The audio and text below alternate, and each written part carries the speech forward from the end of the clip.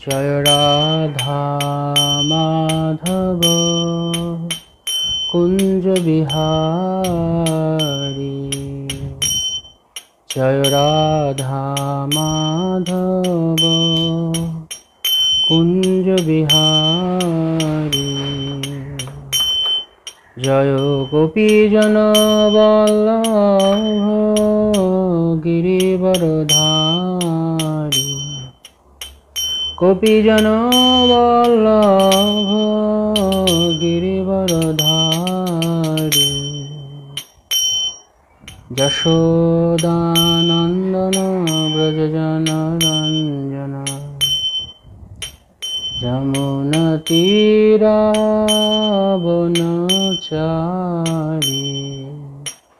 जमुनतीरावनचारी।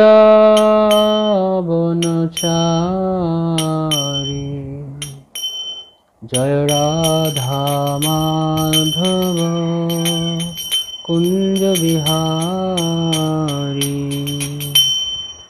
श्री कृष्ण चैतन्य प्रभु नित्यानंद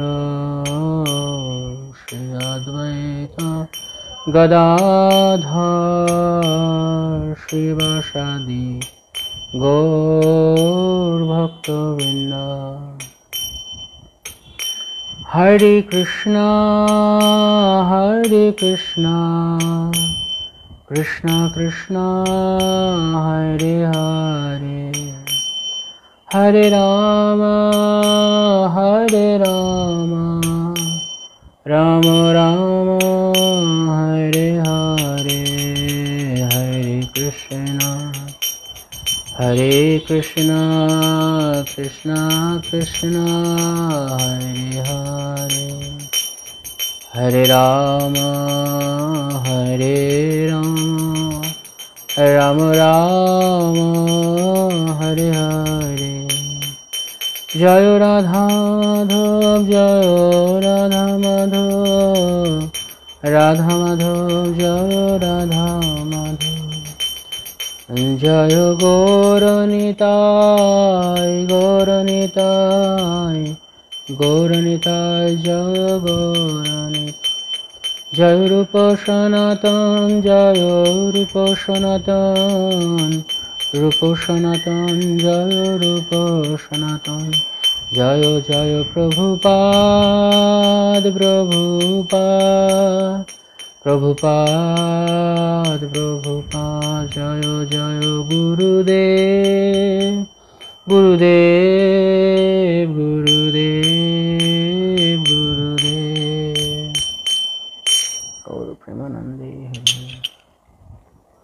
नमो विष्णुपादाय कृष्णपृष्ठाय भूतले श्रीमते जयपताका स्वामिनिति नामिने। नमो आचार्यपदाय निताय कृपाप्रदायिने, गौरकथाधमदाय नगरग्रामतारिणे। नमो विष्णुपादाय कृष्णपृष्ठाय भूतले श्रीमते भक्तिवेदांत स्वामिनिति नामिने। नमस्ते सरस्वती देवे गौरवाणी प्रचारिणे, निर्विशेष शून्यवादी पाश्चात्य देशतारिणे। वाञ्छाकल्पतरुभ्यश्च कृपा सिन्धुभ्य एव च पतितानां पावनेभ्यो वैष्णवेभ्यो नमो नमः। श्रीचैतन्य मनोभीष्टं स्थापितं येन भूतले स्वयं रूपं कदा मह्यं ददाति स्वपदान्तिकम्। श्रीकृष्ण चैतन्य प्रभु नित्यानंद श्री अद्वैत गदाधर श्रीवासादि गौर भक्तवृंद। हरे कृष्ण कृष्ण कृष्ण हरे हरे, हरे राम राम राम हरे हरे। কৃষ্ণ কীর্তন গান নর্তন করো, প্রেমামৃতম্ব নিধি। ধীরা ধীর জন প্রিয় প্রিয় করো, নির্মৎসর পূজিত। শ্রী চৈতন্য কৃপাভরো ভুবি ভুবো, ভারাবহন্তারকো।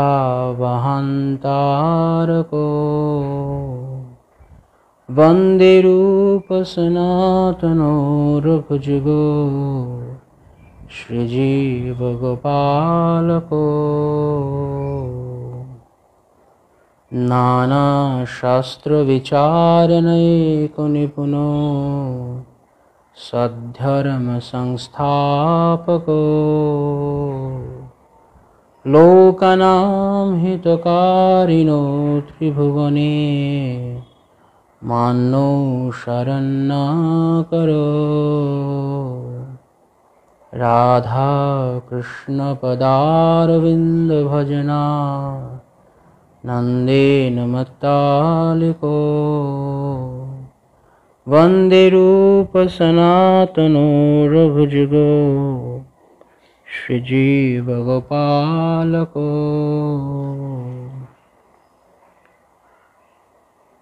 মুখং কरोति वाचालं पङ्गुं लङ्घयति गिरिं यत्कृपातमहं वन्दे श्रीगुरुदीनतारिणं परमानन्दमाधवं শ্রীচৈতন্যেশ্বরম। হরি ওম তৎসৎ। হরে কৃষ্ণ। সমস্ত ভক্তদের আমাদের শ্রী উপদেশামৃত ক্লাসে স্বাগতম। আমরা আজকে থেকে উপদেশামৃত আলোচনা করব। এর আগে আমরা শ্রীমদ্ ভগবদ গীতা এবং বৈষ্ণব সংস্কৃতি সম্পর্কে আলোচনা করেছি।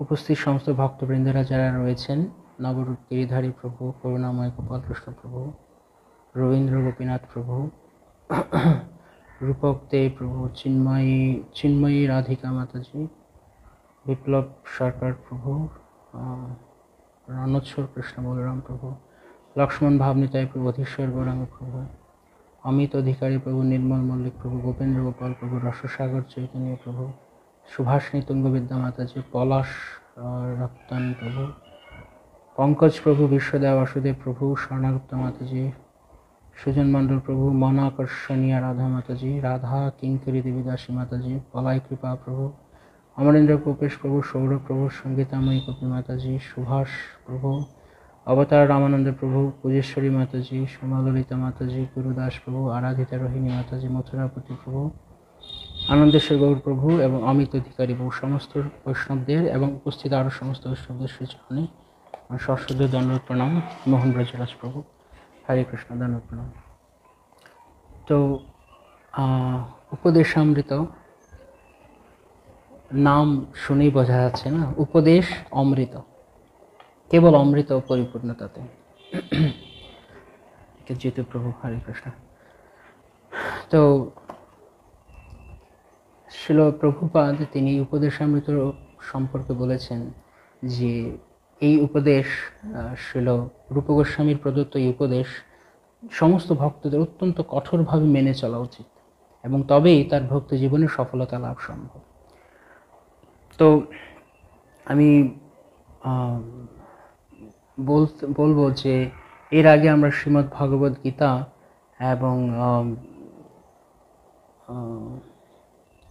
বৈষ্ণব সদাচার সম্পর্কে আমরা যে আলোচনা করেছি, তাতে আমরা অনেক কিছু ভক্তি জীবনের অনেক গুরুত্বপূর্ণ কিছু আমরা ইতিমধ্যেই স্পর্শ করেছি। তো প্রায় উপদেশামৃতের অনেক কিছুই আমরা বৈষ্ণব সদাচারে আলোচনা করেছি। যখন আমরা উপদেশামৃত বলতে যাব তখন আপনার সেগুলো অনেক সময় পুনরাবৃত্তির মতো মনে হবে, কিন্তু যেমনটা আমরা শ্রীমদ্ ভগবদ গীতায় পড়েছিলাম, ভগবান কি বলছেন দ্বাদশ অধ্যায়ে, যে ভক্তের গুণ বর্ণনায় শিল প্রভুপাদ তাৎপর্য বলছেন যে ভক্তের গুণ বর্ণনায় ভগবানের এইগুলোকে অনেক সময় পুনরুক্তি বলে মনে হতে পারে, কিন্তু এগুলো ছাড়া যে কখনোই ভালো ভক্ত হওয়া যায় না, ভগবানের প্রিয় হওয়া যায় না, সে কথা বোঝানোর জন্য। তাই শিল রূপ গোস্বামী তিনি উপদেশামৃত গ্রন্থের মধ্য দিয়ে আমাদেরকে কিভাবে আমরা ভক্তি জীবনে সফলতা লাভ করতে পারি, যেমন কোনো রাজপ্রাসাদে বড় সিন্দুক থাকে এবং সিন্দুকের ভেতরে অনেক মূল্যবান রত্ন থাকে। তো সিন্দুক অনেক বড় হয়, তাই না? বিশাল বড় হয় এবং প্রচুর পরিমাণ অলংকার ধন সম্পদ হয়তো সেখানে থাকে, বহুমূল্যবান রত্নরাজি। কিন্তু সেই সিন্দুকের যে তালা থাকে, তালার যে চাবি কিন্তু সিন্দুকের মতো বড় নয়। বড় কি? বড় নয়। চাবি অত্যন্ত ছোট। একটা ছোট চাবি দিয়ে বিশাল বড় সিন্দুক খোলা যায়। উপদেশামৃত দেখতে মনে হবে খুব ছোট গ্রন্থ, মাত্র 11টা শ্লোক, কি রয়েছে এতে এমন? আর তো পাতলা একটা বই, ঠিক আছে, কত বই পড়ে নিলাম আর উপদেশামৃত। কিন্তু চাবি ছাড়া যেমন আমি সিন্দুক খুলতে পারবো না, তেমনি উপদেশামৃতের উপদেশসমূহ পালন না করলে আমি কোনো দিনই ভক্তিরাজ্যে, ভক্তির যে সিন্দুক তাতে আমি প্রবেশ করতে পারবো না। ভক্তির যেই রত্ন রয়েছে তাতে আমি প্রবেশ করতে পারবো না। তাই যারা কৃষ্ণ ভক্তিতে অগ্রসর হতে চান, অগ্রগতি সাধন করতে চান, তাদের জন্য শ্রীমদ্ ভাগবত গীতা, শ্রীমদ্ ভাগবতম, চৈতন্য চরিতামৃত বা অন্যান্য যত সমস্ত গ্রন্থ রয়েছে, তার মধ্যে যেই পরম বিজ্ঞান দেওয়া হয়েছে, অর্থাৎ রত্নের সঙ্গে যদি তুলনা করেন, চাবি হচ্ছে এই উপদেশামৃত। ভক্তিতে প্রবেশ করবার পর যদি উন্নতি করতে চায়, তাহলে তাকে উপদেশামৃত গ্রন্থ পড়তে হবে। শ্রীল প্রভুপাদ বলতেন যে এই গ্রন্থকে ভক্তেরা যেন পকেট বুকের মতো করে রাখে। যেমন আমাদের কোনো একটি গ্রন্থ যখন কোনো বই যখন আমরা প্রায় সময় ইউজ করি, যেমন ডিকশনারি, রাইট? ডিকশনারি আমরা কি করি, আমাদের এটি প্রায় সময় কাজে লাগে। তো যারা অনেক বেশি চর্চা করেন সবসময়, বিশেষ করে স্টুডেন্টরা যারা, আমার মনে আছে আমরা যখন স্টুডেন্ট ছিলাম তখন আমার একটা ডিকশনারি ছিল, যেটা এখন নেই, এখন হয়তো কোনোভাবে হারিয়ে গেছে, বা পুরো ডিকশনারি দাগ ছিল, অনেক দাগ ছিল, কারণ আমাদের প্রায় লাগতো এত নতুন কিছু একটা দেখছি।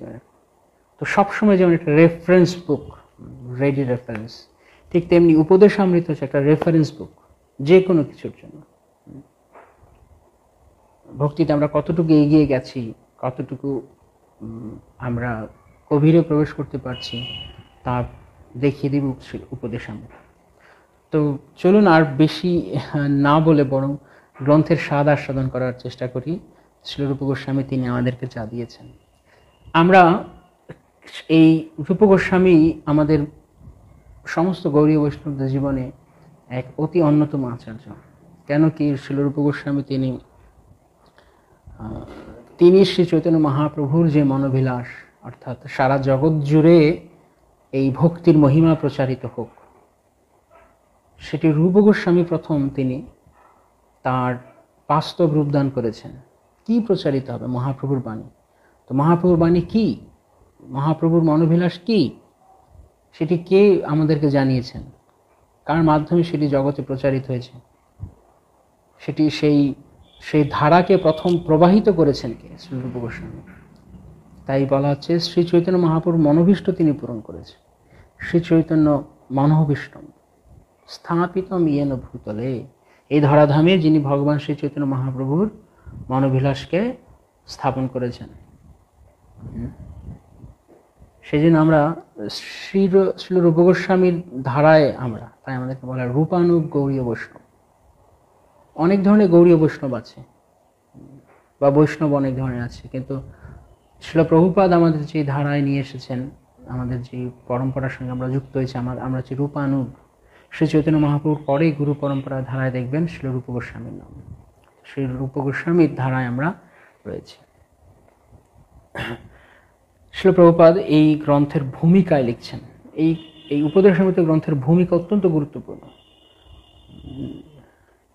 প্রভুপাদ বলছেন যে কৃষ্ণ ভাবনামৃত আন্দোলনটি পরিচালিত হচ্ছে শ্রী রূপ গোস্বামীর দিব্য তত্ত্বাবধানে।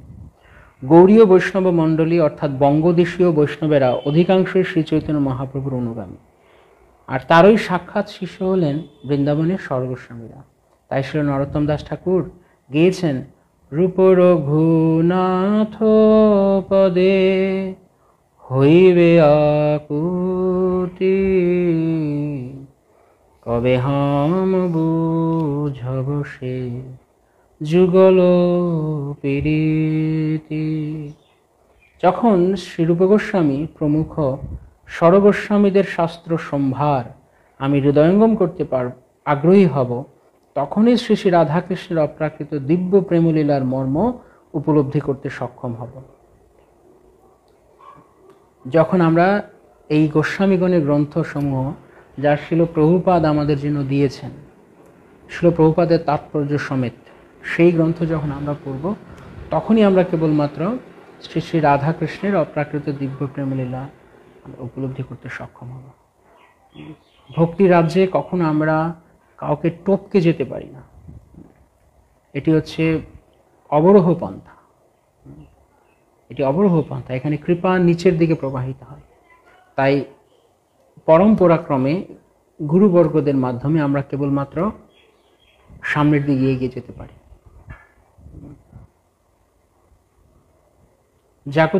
জাগতিক দুনিয়াটি কমপ্লিটলি উল্টো। কীরকম? সেখানে যে কেউ যখন ছাত্র থাকে, তখন শিক্ষকের কাছ থেকে সে যা শেখে, যখন ছাত্র শিক্ষক হয়ে যায় ব্যাস শেষ, তখন শিক্ষককে আর সে মর্যাদা দিতে জানে না অনেক ক্ষেত্রে, এবং তখন সে নিজেই একজন স্বতন্ত্র একজন স্কলার হিসেবে পরিচিতি পায়, একজন পণ্ডিত হিসেবে পরিচিতি পায়। তখন তার পরম্পরা অত কেউ খেয়াল করে না। কিন্তু পারমার্থিক জগৎ এরকম নয়, এখানে এটি পরম্পরা। সুতরাং এখানে যে যত বড়ই হোক তার গুরুদেব রয়েছেন, তার গুরু রয়েছেন। তাই আমাদের এই ভক্তি মার্গে আমরা সবাই শিক্ষাগুরু এবং দীক্ষাগুরুর যে পদ্ধতি রয়েছে, তো শিল রূপ গোস্বামী হচ্ছেন আমাদের অন্যতম একজন শিক্ষাগুরু। আমরা তারই অনুগত জন, রূপানুগ। তাই আমরা রূপ গোস্বামীর ধারার, এবং চরমে শিল প্রভুপাদ আমাদেরকে সেই সৌভাগ্য দান করেছে, এবং বর্তমান গুরুবর্গেরা। তাই শিল প্রভুপাদ আমাদের যেভাবে রূপানুগ শিক্ষা দিয়েছেন, সেই শিক্ষায় আমরা শিক্ষিত হয়ে কেবলমাত্র এই ভগবানের অপ্রাকৃত তত্ত্ব বিজ্ঞান আমরা উপলব্ধি করতে পারব। শ্রীকৃষ্ণ তত্ত্ববিজ্ঞানের আশীর্বাদ মানব সমাজে প্রদানের উদ্দেশ্য নিয়ে শ্রী চৈতন্য মহাপ্রভু আবির্ভূত হয়েছিল। গোপীদের সাথে মাধুর্য রসের লীলা বিলাসের মাধ্যমে পরমেশ্বর ভগবান শ্রীকৃষ্ণের সমস্ত কার্যকলাপের সর্বশ্রেষ্ঠ বিকাশ ঘটেছিল। গোপী শ্রেষ্ঠা শ্রীমতী রাধারানীর ভাবমূর্তি নিয়েই শ্রী চৈতন্য মহাপ্রভু প্রকটিত হন। সুতরাং শ্রী চৈতন্য মহাপ্রভুর মহান উদ্দেশ্য উপলব্ধি করতে হলে এবং তাঁর পদাঙ্ক অনুসরণ করতে গেলে শ্রীরূপ, শ্রী সনাতন, শ্রী ভট্ট রঘুনাথ, শ্রীজীব, শ্রী গোপাল ভট্ট এবং শ্রী রঘুনাথ দাস এই সর্বস্বামীর পদাঙ্ক বিশেষ গুরুত্ব সহকারে অনুসরণ করতে হবে। এই কথাটি আমাদের খুব ভালোভাবে বুঝতে হবে। কেন কি ভগবান শ্রী চৈতন্য মহাপ্রভু তিনি হচ্ছেন শ্রী শ্রী রাধাকৃষ্ণের মিলিত তনু, এবং বিশেষ করে তিনি বাইরে তিনি রাধা ভাব অঙ্গীকার করেছেন। সুতরাং রাধা রানী কিভাবে শ্রীকৃষ্ণকে ভালোবাসেন সেই শিক্ষা তিনি প্রদান করেছেন, সেই দৃষ্টান্ত তিনি জগতে দেখিয়েছেন। সুতরাং একজন অতি উন্নত ভক্তের কি আচরণ হয়, কৃষ্ণ প্রেম আস্বাদন করে তিনি কি দিব্যভাবে তিনি আবিষ্ট থাকেন, সেটি মহাপ্রভু দেখিয়েছেন রাধার ভাবে। সুতরাং রাধারানীর ভাব, শ্রীমতী রাধা ঠাকুরানীর ভাব কেবলমাত্র রাধা ঠাকুরানীর যারা অন্তরঙ্গ জন তারাই কেবল বুঝতে পারবে।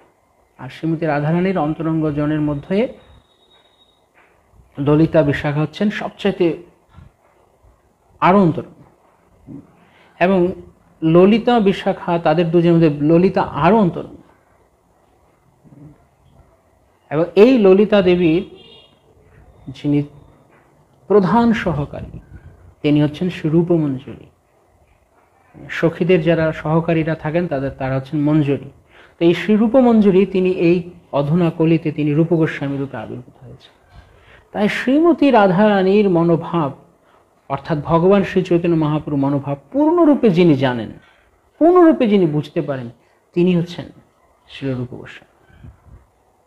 প্রসঙ্গক্রমে বলতে গেলে যখন ভগবান শ্রী চৈতন্য মহাপ্রভু তিনি নীলাচল জগন্নাথপুরীতে যখন তার লীলা বিলাস করছেন, তখন তিনি রথযাত্রাকালীন সময়ে তিনি ভগবান জগন্নাথ, রথে উপবিষ্ট জগন্নাথকে দর্শন করে তিনি এক অপূর্ব এক শ্লোক গাইলেন, যে শ্লোক শুনলে জাগতিক নরনারীদের প্রেম কাহিনী মনে হয়।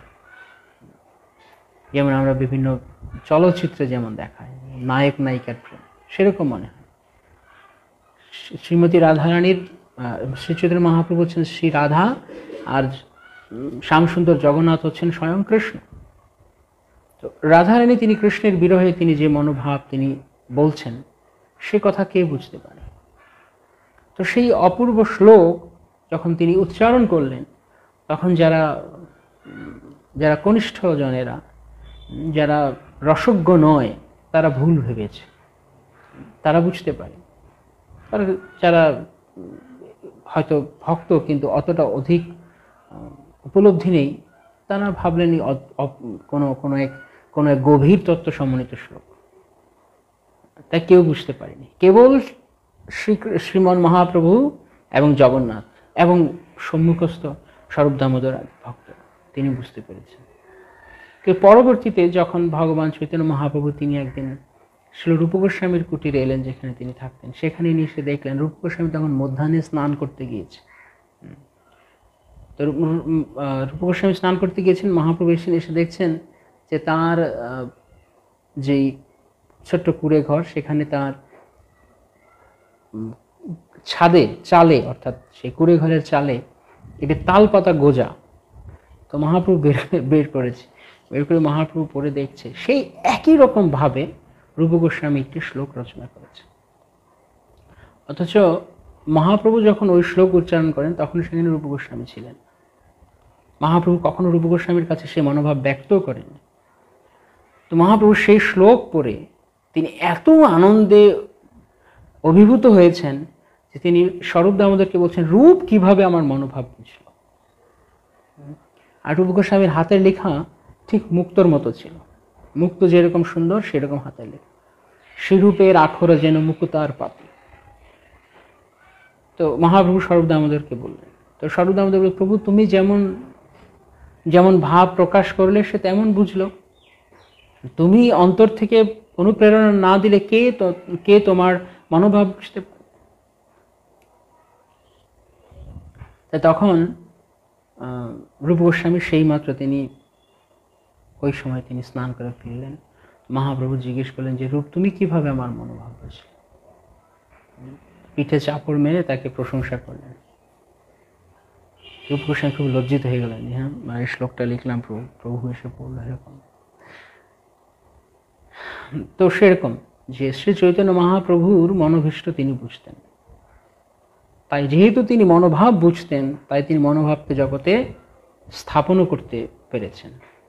তাই শ্রী চৈতন্য মহাপ্রভু যেরকম 8টি শ্লোক প্রদান করেছেন সমগ্র ভক্তি রাজ্যের সার মর্ম হিসাবে, শিক্ষাষ্টকমের 8টি শ্লোক, ঠিক তেমনিভাবে সেই ভক্তিকে লাভ করবার জন্য আমাদের কিভাবে আচরণ করতে হয় তার উপর ভিত্তি করে, তার উপর আধারিত করে শ্রী রূপ গোস্বামী তিনি 11টি শ্লোক রচনা করে এই উপদেশ অমৃত তৈরি করবেন।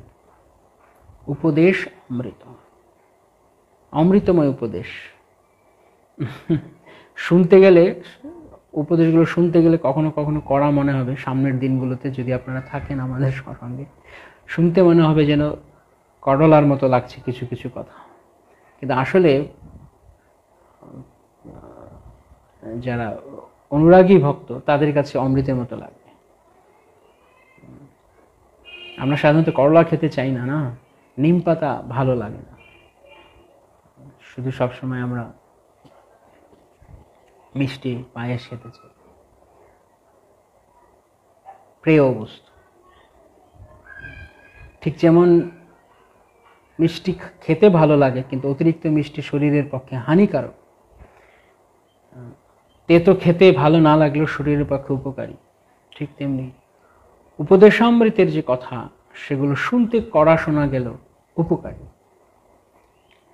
আর জগতের এই হরি কথা ছাড়া অন্য কথা, জগতের আর যত সমস্ত কথা রয়েছে, সেগুলো প্রেয় হতে পারে পায়েসের মতো, কিন্তু চরমে ক্ষতিকারক। তো তাই উপদেশামৃত হচ্ছে এমনই এক অমৃত, যেমন মাঝে মাঝে নিম পাতা আপনারা যারা যারা পছন্দ করেন, বা জানি না কারা কারা পছন্দ করেন। নিম পাতা আসলে কিন্তু খুব স্বাদ। যদি একবার আপনি নিম পাতার প্রেমে পড়তে পারেন তাহলে বুঝবেন নিম পাতা খুব স্বাদ, খুবই সুস্বাদু। আমার কাছে মাঝে মাঝে মনে হয় প্রায় 1 প্লেট অন্ন প্রসাদ পুরোপুরি পাওয়া যাবে। মহাপ্রভুর প্রিয় ছিল নিম বেগুন। নিম পাতা ভেজে আমাদের ছোট ছোট করে সচিমাতা ছোট করে বেগুন টুকরো করে তিনি নিম বেগুন করতেন, প্রতিদিন মহাপ্রভু খাওয়ার আগে খেতেন। প্রথম আইটেম নিম পাতা খুব সুস্বাদু আসলে, যদি আপনি একবার নিম পাতার স্বাদ বুঝতে পারেন। তো উপদেশামৃতের স্বাদ এরকম যে একবার যদি আপনি ধরতে পারেন তাহলে উপদেশামৃত আপনি আপনার জীবন করে নেবেন। এত চমৎকার। কিন্তু সমস্যা আছে, ঠিক যেমন অনেকে নিম পাতার নাম শুনলে না না আমার লাগবে না, লাগবে না, লাগবে না, খুব তেতো। আরে বাবা খাও তো আগে, না খেলে কিভাবে বুঝবে? তো অনেকে উপদেশামৃতের এই বাৎস বেগম, মনসা ক্রোধ বেগম বা অত্যাহার, প্রয়াস, প্রজল্প এই সমস্ত শুনলে অনেকের পিলে চমকে ওঠে, এত কঠিন, এবার কীভাবে সম্ভব হবে? না না ভাই, এ দ্বারা আমার দ্বারা হবে না। কিন্তু যদি একবার আপনি তার স্বাদ আস্বাদন করতে পারেন তাহলে প্রেমে পড়ে যাবেন উপদেশামৃতের। এই জন্য পকেট বুক হিসাবে আমাদের দৈনন্দিন আমরা কিভাবে কি করছি ভক্তি জীবনে, তা পাতা উল্টে উল্টে বারবার দেখতে হবে উপদেশামৃত থেকে। আমরা কি ঠিক ঠিক আচরণ করছি? সব কিছু ঠিক আছে? কি করছি আমরা দেখতে হবে। তাই অত্যন্ত গুরুত্ব সহকারে, তাই জন্য বলা আছে অত্যন্ত গুরুত্ব সহকারে এই সর্বস্বামীর পদাঙ্ক আমাদের অনুসরণ করতে হবে, খামখেয়ালি ভাবে নয়। খুব সিরিয়াস হতে হবে ভক্তি করার জন্য। ভক্তি কোনো শিশুদের খেলার বস্তু নয়। ভক্তি হচ্ছে একটা সিরিয়াস বিষয়, যাতে আমাদের সবার অত্যন্ত ধ্যান দিতে হবে। তাই আমরা যদি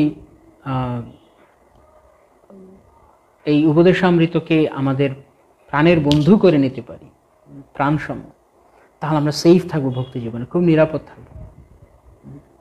কেননা আমরা যতই উপদেশামৃত চেক করবো আমি কি করছি, কি কি 6 দোষ থেকে আমাদের দূরে থাকতে হবে, 6টি ভক্তির অনুকূল বস্তু গ্রহণ করতে হবে, 6টি ভক্তির প্রতিকূল বস্তু বর্জন করতে হবে। হ্যাঁ, এগুলো আমরা কিভাবে বুঝবো যদি আমরা উপদেশামৃত না উল্টাই? তাই আমাদেরকে এগুলো দেখতে হবে।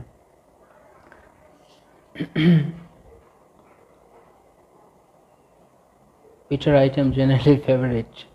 ভালো তো, তেতো খাওয়া ভালো, নিম বেগুন হয় মাঝে মাঝে।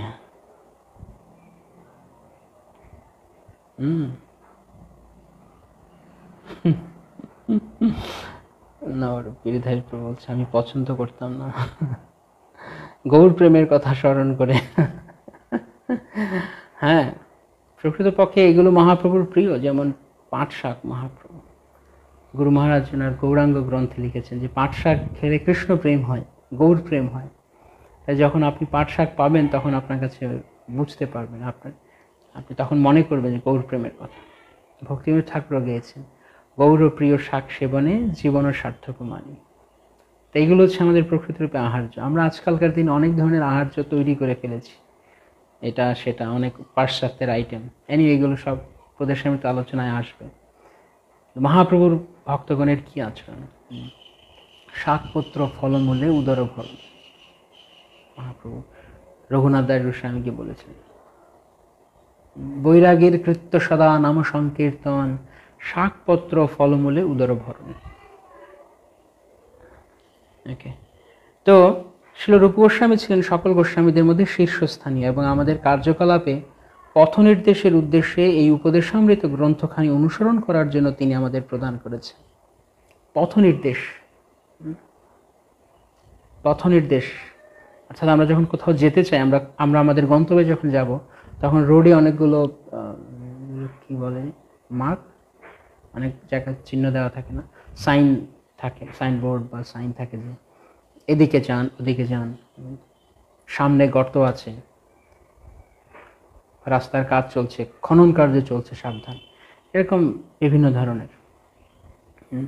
তো এই ভক্তি মার্গের এই যে ভক্তি মার্গ, মার্গ মানে পথ, এই ভক্তি মার্গের যে নির্দেশিকা সেটি হচ্ছে উপদেশামৃত। কি করব, কোন দিকে যাব, কোন দিকে যাব না, what are the dos, what are the don'ts, বিধি কি নিষেধ কি, তা উপদেশামৃতে বলা আছে। কি করলে ভক্তি নাশ হবে, কি করলে ভক্তি বৃদ্ধি পাবে, এটি আমাদেরকে এই উপদেশামৃত শিক্ষা দিচ্ছে, তাই অত্যন্ত গুরুত্বপূর্ণ। শ্রী চৈতন্য মহাপ্রভু যেমন শিক্ষাষ্টক নামে তার রচিত 8টি শ্লোক আমাদের জন্য রেখে গিয়েছেন, তেমনি শ্রীল রূপ গোস্বামী আমাদের প্রদান করেছেন উপদেশামৃত, যাতে আমরা শুদ্ধ বৈষ্ণব হয়ে উঠতে পারি। কত পরিষ্কার প্রভুপাদ বলছেন এই উপদেশামৃত গ্রন্থের কি ভূমিকা, আমরা যেন ভালো ভক্ত হতে পারি। বারবার এই কথা বলছি, আমরা যারা ভক্তি রাজ্যে প্রবেশ করেছি, দয়া করে আমরা যেন আমাদের মনোবৃত্তিকে, আমাদের চেতনাকে যেন ভক্তির জন্যই রাখি। জীবনে আমরা অনেকে অনেক কিছু হয়তো করছি, কিন্তু যদি আমরা ভক্তিতে প্রবেশ করছি, ভক্তি রাজ্যে প্রবেশ করছি, তাহলে এই রাজ্যের যিনি রাজা, ভগবান শ্রী মধুসূদন, ভগবান মাধব, গৌরহরি, নিত্যানন্দ প্রভু, তাদের চরণে না পৌঁছানো পর্যন্ত এই রাজ্যে হাঁটা যেন আমাদের বন্ধ না হয়। আমরা এই ভক্তি রাজ্যে প্রবেশ করেও যদি অন্যদিকে আমাদের মন মানসিকতা চেতনা চলে যায়, তাহলে কোনো লাভ নেই। আমরা যত বড়ই হই না কেন, যত বড় কি বলে, অনেকে বলে রাঘব বোয়াল, যত বড় আমরা রাঘব বোয়ালই হই না কেন, বা যাই হই না কেন, আমরা যদি আমরা ভগবত প্রেম অর্জন করতে না পারি, তাহলে আমাদের জীবনের কোনো মূল্য নেই, কোনো অর্জনেরই কোনো দাম নেই।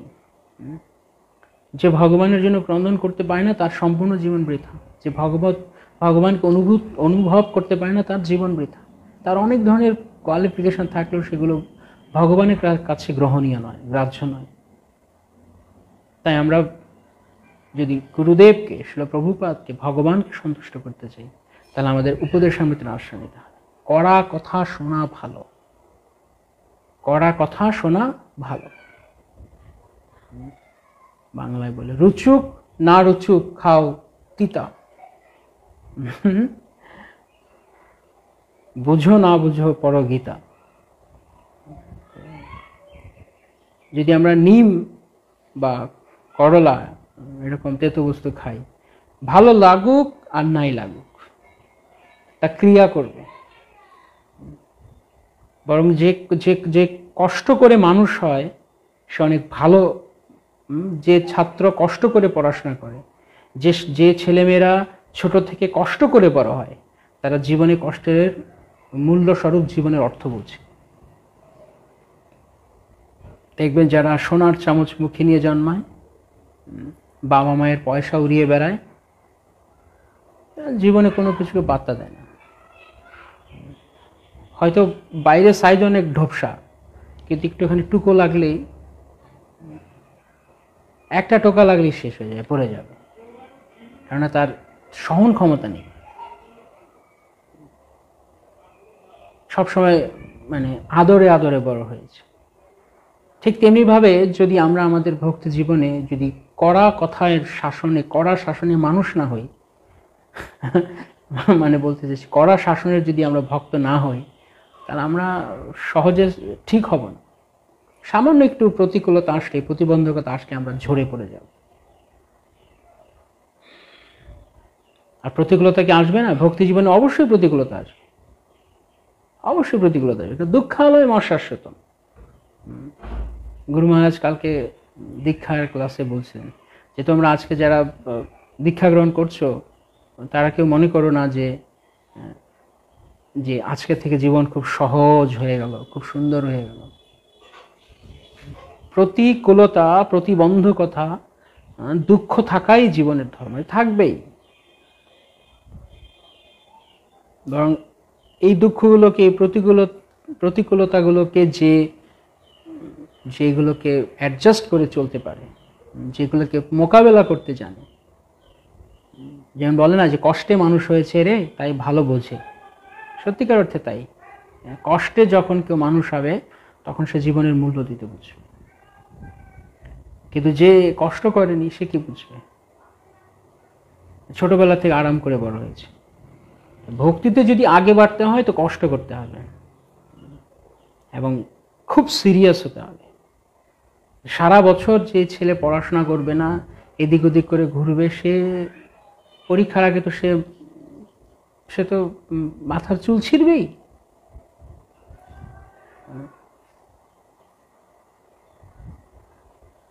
যদি পাশ করার মনোবৃত্তি থাকে, যদি পরের ক্লাসে পড়তে চায় তো মাথার চুল ছিঁড়বে। আর যদি মনে করে না আমি আদু ভাই হয়ে থাকবো, গল্প ছিল না বাংলা আদু ভাই, সারা জীবন একই ক্লাসে পড়তো, তো সে যদি সেরকম আদু ভাই হয়ে থাকতে চায়, একই জায়গায় পড়ে থাকতে চায়, তাহলে তার কাছে কোনো কিছু ব্যাপার নেই বলে মনে হবে। কিন্তু যারা আগে বাড়তে চায় তারা সারা জীবন পড়াশোনা না করলে তারা দুঃখে পড়বে। তো আশা করছি যে আমরা সকলে ভক্তি জীবনে যারা প্রবেশ করেছি, আমরা নিশ্চয়ই কৃষ্ণকে পাওয়ার জন্য এসেছি, কৃষ্ণকে জীবনে লক্ষ্য করে আমরা এসেছি। তো সেই লক্ষ্যে যদি আমরা দৃঢ় প্রতিজ্ঞ না হই, কোনো বাহ্যিক কিছুর দ্বারা আমরা নিজেদেরকে প্রভাবিত করে রাখি, ভক্তি সিদ্ধান্ত সরস্বতী ঠাকুর প্রভুপাদ বলতেন, দুধও খাবো তামাকও খাবো, দুধও খাবে সে তামাকও খাবে, তাহলে সে কিভাবে দুধের ক্রিয়া তার উপরে করবে? তাই শ্রীরূপ গোস্বামী তিনি খুব স্ট্রিক্টলি, খুব কঠোরভাবে তিনি বলছেন এই কথাগুলো। অত্যাহার প্রয়াস প্রজল্পস্য নিয়মাগ্র, বর্জন করো, সরবীর ভক্তির বিনশ্বতী, ভক্তিকে বিনাশ করে দেবে। আমরা হয়তো কেয়ার করছি না, কিন্তু আমরা পরোয়া করি বা না পরোয়া করি, ভগবানও তাতে পরোয়া করেন না। পরোয়া করলে আমার লাভ, পরোয়া না করলে আমার লস, ভগবানের কি? তো ঠিক তেমনি ভাবে উপদেশ রয়েছে, উপদেশামৃত রয়েছে, মহাজনদের আদেশ সমূহ রয়েছে, কিন্তু আমরা সেগুলো গ্রহণ না করি জীবনে, তাহলে কার দোষ? আপন কর্মদোষে আপনি ডুবিন, এই সুযোগ আমরা পেয়েছিলাম। তাই গোস্বামীরা তারা প্রচণ্ড পরিশ্রম করেছেন, তারা কত করুণাময় আমাদের জন্য, তাদের সমস্ত জীবন তারা কেবল আমাদের জন্য দিয়েছে।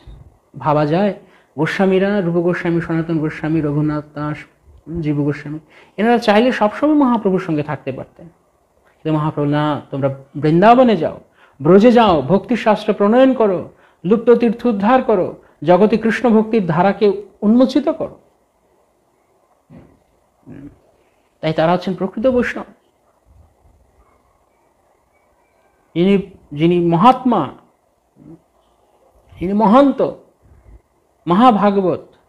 তারা কখনো নিজের সুখ চিন্তা করেন না, তারা মহাপ্রভুর সঙ্গকে স্যাক্রিফাইস করলেন জগতের কল্যাণের জন্য, মহাপ্রভুর বাণী প্রচার করার জন্য। এটি হচ্ছে প্রকৃত ভক্তি, আদেশ পালন করা, বাণী পালন করা, সঙ্গে সঙ্গে থাকা, ঘোরাঘুরি করাই সব কিছু না। আমরা মাঝে মাঝে মনে করি গুরুর সঙ্গে সঙ্গে ঘুরবো, তাহলে আমি খুব ভালো শিষ্য হয়ে গেলাম, সবসময় ভগবানের মন্দিরে পড়ে থাকবো, খুব ভালো ভক্ত হয়ে গেলাম, সবসময় কারো পেছন পেছন ঘুরবো, ভালো অনুসারী হয়ে গেলাম। তা নয়, আদেশ পালন করাটা বেশ গুরুত্বপূর্ণ। সারাদিন কেউ ভগবানের মন্দিরে পড়ে থেকেও মনকে কন্ট্রোল করতে পারছে না, মন্দিরে আর যত সমস্ত হচ্ছে উল্টো পাল্টা সেদিকে দেখছে। আর অন্য কেউ হয়তো গুরুদেব নির্দেশ করেছে যে যাও তুমি মাঠে গিয়ে তুমি ভগবানের ফুল বাগানের দেখভাল করো, সে গরমের মধ্যে মাথার ঘাম পায়ে ফেলে প্রচণ্ড পরিশ্রম করে জ্যৈষ্ঠ মাসের কাঠফাটা রৌদ্রুতে সে মাঠে চাষ করছে, ভগবানের ফুলের যত্ন করছে, তুলসী মহারানীর যত্ন করছে। কে কৃষ্ণকে দর্শন করছে? সেই ব্যক্তি যে গুরুর আদেশ পালন করেছে, যে বাণী পালন করেছে। বসে বসে না গুরুদেব আমি আপনার সঙ্গে থাকবো, তাই গোস্বামীগণ এই শিক্ষা দেন।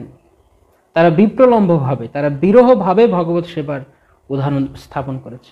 তাই বিপ্রলম্ব বা বিরহ হচ্ছে সবচাইতে উন্নত ভক্তিমার্গের অবস্থা।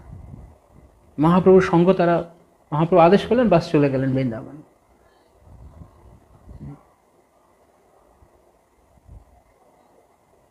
কেন? তারা আমাদের কল্যাণের জন্য, আমাদের কল্যাণের জন্য তারা এগুলো। লোকা নাম হিতকারিণ ত্রিভুবনে মান্য শরণা কর, সমস্ত লোকের, সমস্ত জীবেদের কল্যাণের জন্য তারা এই গ্রন্থসমূহ লিখলেন বলেই তারা ত্রিভুবনে আজকে মান্য, আজকে আমি সকলে ত্রিভুবনে পূজ্য। তারা কত কঠোর পরিশ্রম করলেন তারা, সমস্ত শাস্ত্র গ্রন্থগুলোকে একত্রিত করে, অর্থাৎ সমস্ত শাস্ত্রের সিদ্ধান্তকে বিচার করে, নানা শাস্ত্র বিচার নৈক নিপুণ বিচারেন এক নিপুণ, সমস্ত শাস্ত্র বিচার করে অত্যন্ত নিপুণভাবে তারা বিচার করলেন। নিপুণ সদ্ধর্ম সংস্থাপক, সমস্ত শাস্ত্র বিচার করে তারা সৎধর্ম স্থাপন করলেন। সৎধর্ম মানে, সৎ মানে নিত্য, জীবের নিত্য ধর্ম কি? কৃষ্ণকে ভালোবাসা। ধর্ম খুব সহজ জিনিস, ধর্মকে আমরা অনেক জটিল করে ফেলি। ধর্ম মানে খুব সরল ভাষায় ভগবানকে প্রীতি করো, ভগবানকে প্রেম করো, ভগবানকে ভালোবাসো, তার নাম ধর্ম। শ্রীল প্রভুপাদ সারা জগৎ জুড়ে এই বাণী প্রচার করেছে। তুমি বাহ্যিকভাবে কোন কোন ধার্মিক বিশ্বাসের, কোন ধর্মীয় বিশ্বাসের অনুগামী, আমাদের কোনো কিছু তাতে অসুবিধা নেই, কেবল ভগবানকে ভালোবাসো। তুমি খ্রিস্টিয়ান হও, তুমি মুসলমান হও, তুমি হিন্দু হও, তুমি যাই হও না কোনো বাহ্যিক পরিচয়, ভগবানকে ভালোবাসো। তাই ভগবানকে ভালোবাসা হচ্ছে ধর্ম। সবই পুংসাম ইয়ত পরধর্ম ভক্তির অধঃসজ। তাই এই যে ভগবানের প্রতি শুদ্ধ ভক্তি, এই শুদ্ধ ভক্তিকে, এই ধর্মকে যারা আমাদেরকে শেখালেন, জানালেন, নিজের জীবনকে স্যাক্রিফাইস করে, মহাপ্রভুর সঙ্গে থাকাকে স্যাক্রিফাইস করে তারা বৃন্দাবনে গিয়ে থেকে তারা আমাদের জন্য করলেন। সমস্ত শাস্ত্র গ্রন্থগুলোকে সুনিপুণভাবে বিচার করলেন। বিচার করে তারা এই সদ্ধর্ম, অর্থাৎ ভগবত ধর্ম, প্রেম ধর্ম, ভগবত ভক্তির ধর্ম তারা জগতে স্থাপন করলেন। কেন? লোকানাম হিতকারিণো, সমস্ত লোকেদের, সমস্ত জীবের পরম কল্যাণ সাধনের জন্য। ত্রিভুবনে মান্য শরণ না করো, সেই জন্য তারা ত্রিভুবনে তারা পূজ্য, এবং তারা সকলের শরণ্য। সকলেই তাদের শ্রীচরণে আমরা আশ্রয় গ্রহণ করতে পারি, আমরা সকলেই তাদের শ্রীচরণে আশ্রয় গ্রহণ করতে পারি। শ্রীরূপ শ্রী সনাতন ভট্ট রঘুনাথ, শ্রীজীব গোপাল ভট্ট শ্রী দাস রঘুনাথ, এই ছয় গোসাই করি চরণ বন্দন, যাহা হইতে বিঘ্ন নাশ অভীষ্ট পূরণ। ভক্তিতে আমাদের অভীষ্ট কি? কৃষ্ণকে লাভ করা, এবং সেই অভীষ্ট পূরণ হবে সর্বস্বামীদের আশীর্বাদ, আর সমস্ত বিঘ্ন তাদের কৃপায় দূর হয়ে যাবে। এই ছয় গোসাই যবে ব্রজে কইলা বাস, রাধাকৃষ্ণ নিত্য লীলা করিলা প্রকাশ। যদি এই সর্বস্বামীগণ না হতেন, আমরা এই জগতে রাধাকৃষ্ণ লীলা আমরা জানতে পারতাম না। এত গ্রন্থ কে লিখেছেন? মহাপ্রভু তো কিছু লিখেন, কে লিখে গেছেন? গোস্বামীগণ।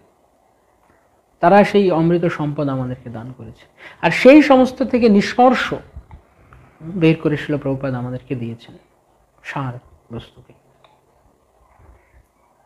তাই তাদের অবদানের জন্য তারা ত্রিভুবনে শরণ্য, তারা সকলেই তাদের কাছে আশ্রয় গ্রহণ করতে পারে।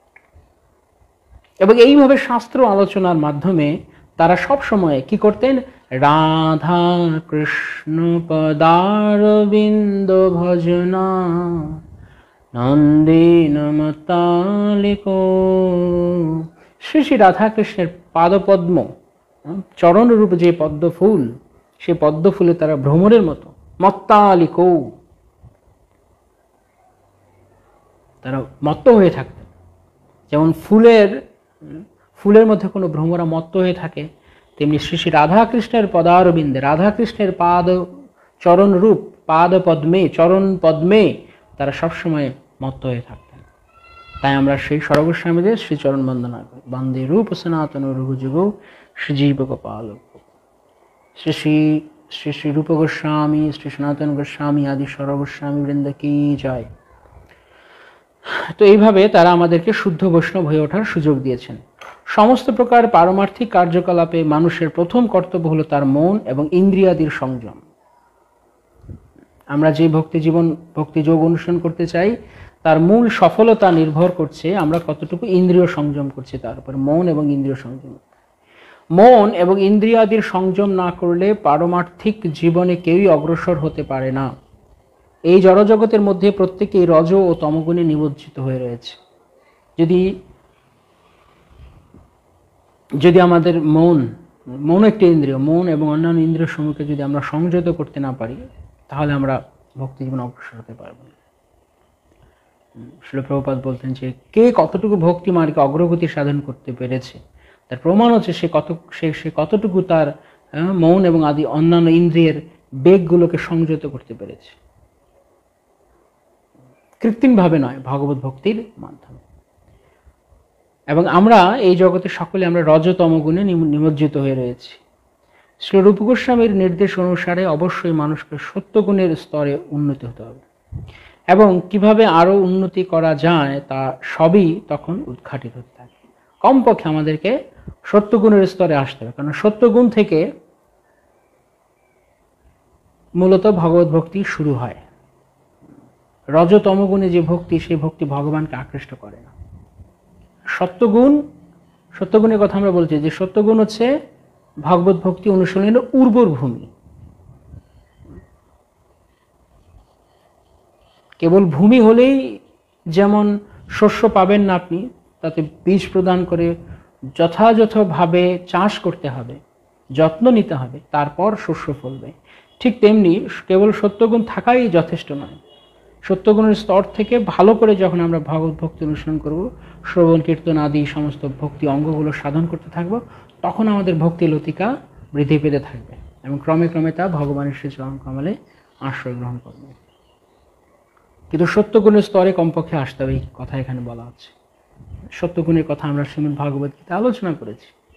যখন আমরা ভগবত গীতা আলোচনা করছিলাম, তখন আমরা সেখানে প্রত্যেকটি মানুষের কর্ম, তাদের চিন্তা, তাদের বেশভূষা, তাদের কথা বলা, তাদের আহার, তাদের অভ্যাস, এই সমস্ত কিছু যে গুণের প্রভাবে কাজ করছে সেগুলো আমরা আলোচনা করেছি। রাইট? কারণম গুণ সংঘর্ষ সদ ও সদ যোনি জন্মসু, সমস্ত কিছু এই জগতে এই ত্রিগুণের প্রভাবে ঘটছে। তাই কমপক্ষে সত্যগুণের স্তরে, তাই এই উপদেশামৃত আমাদেরকে গ্র্যাজুয়ালি, ক্রমে ক্রমে আমাদের সত্যগুণের স্তরে এবং তারপর আরো উন্নত অর্থাৎ বিশুদ্ধ সত্য বা বাসুদেবের স্তরে নিয়ে আসতে সাহায্য করবে। কারণ এই উপদেশামৃতে যে উপদেশগুলো দেওয়া হয়েছে সেগুলোর একটাও রজতম গুণের স্তরে থেকে কেউ পালন করতে পারবে না। যে 6টি বেগের কথা বলা হচ্ছে, এই জগতের লোকেরা 6টি বেগ নিয়েই রয়েছে। তার থেকে উত্তীর্ণ হলে তখন ভগবত ভক্তি শুরু হবে।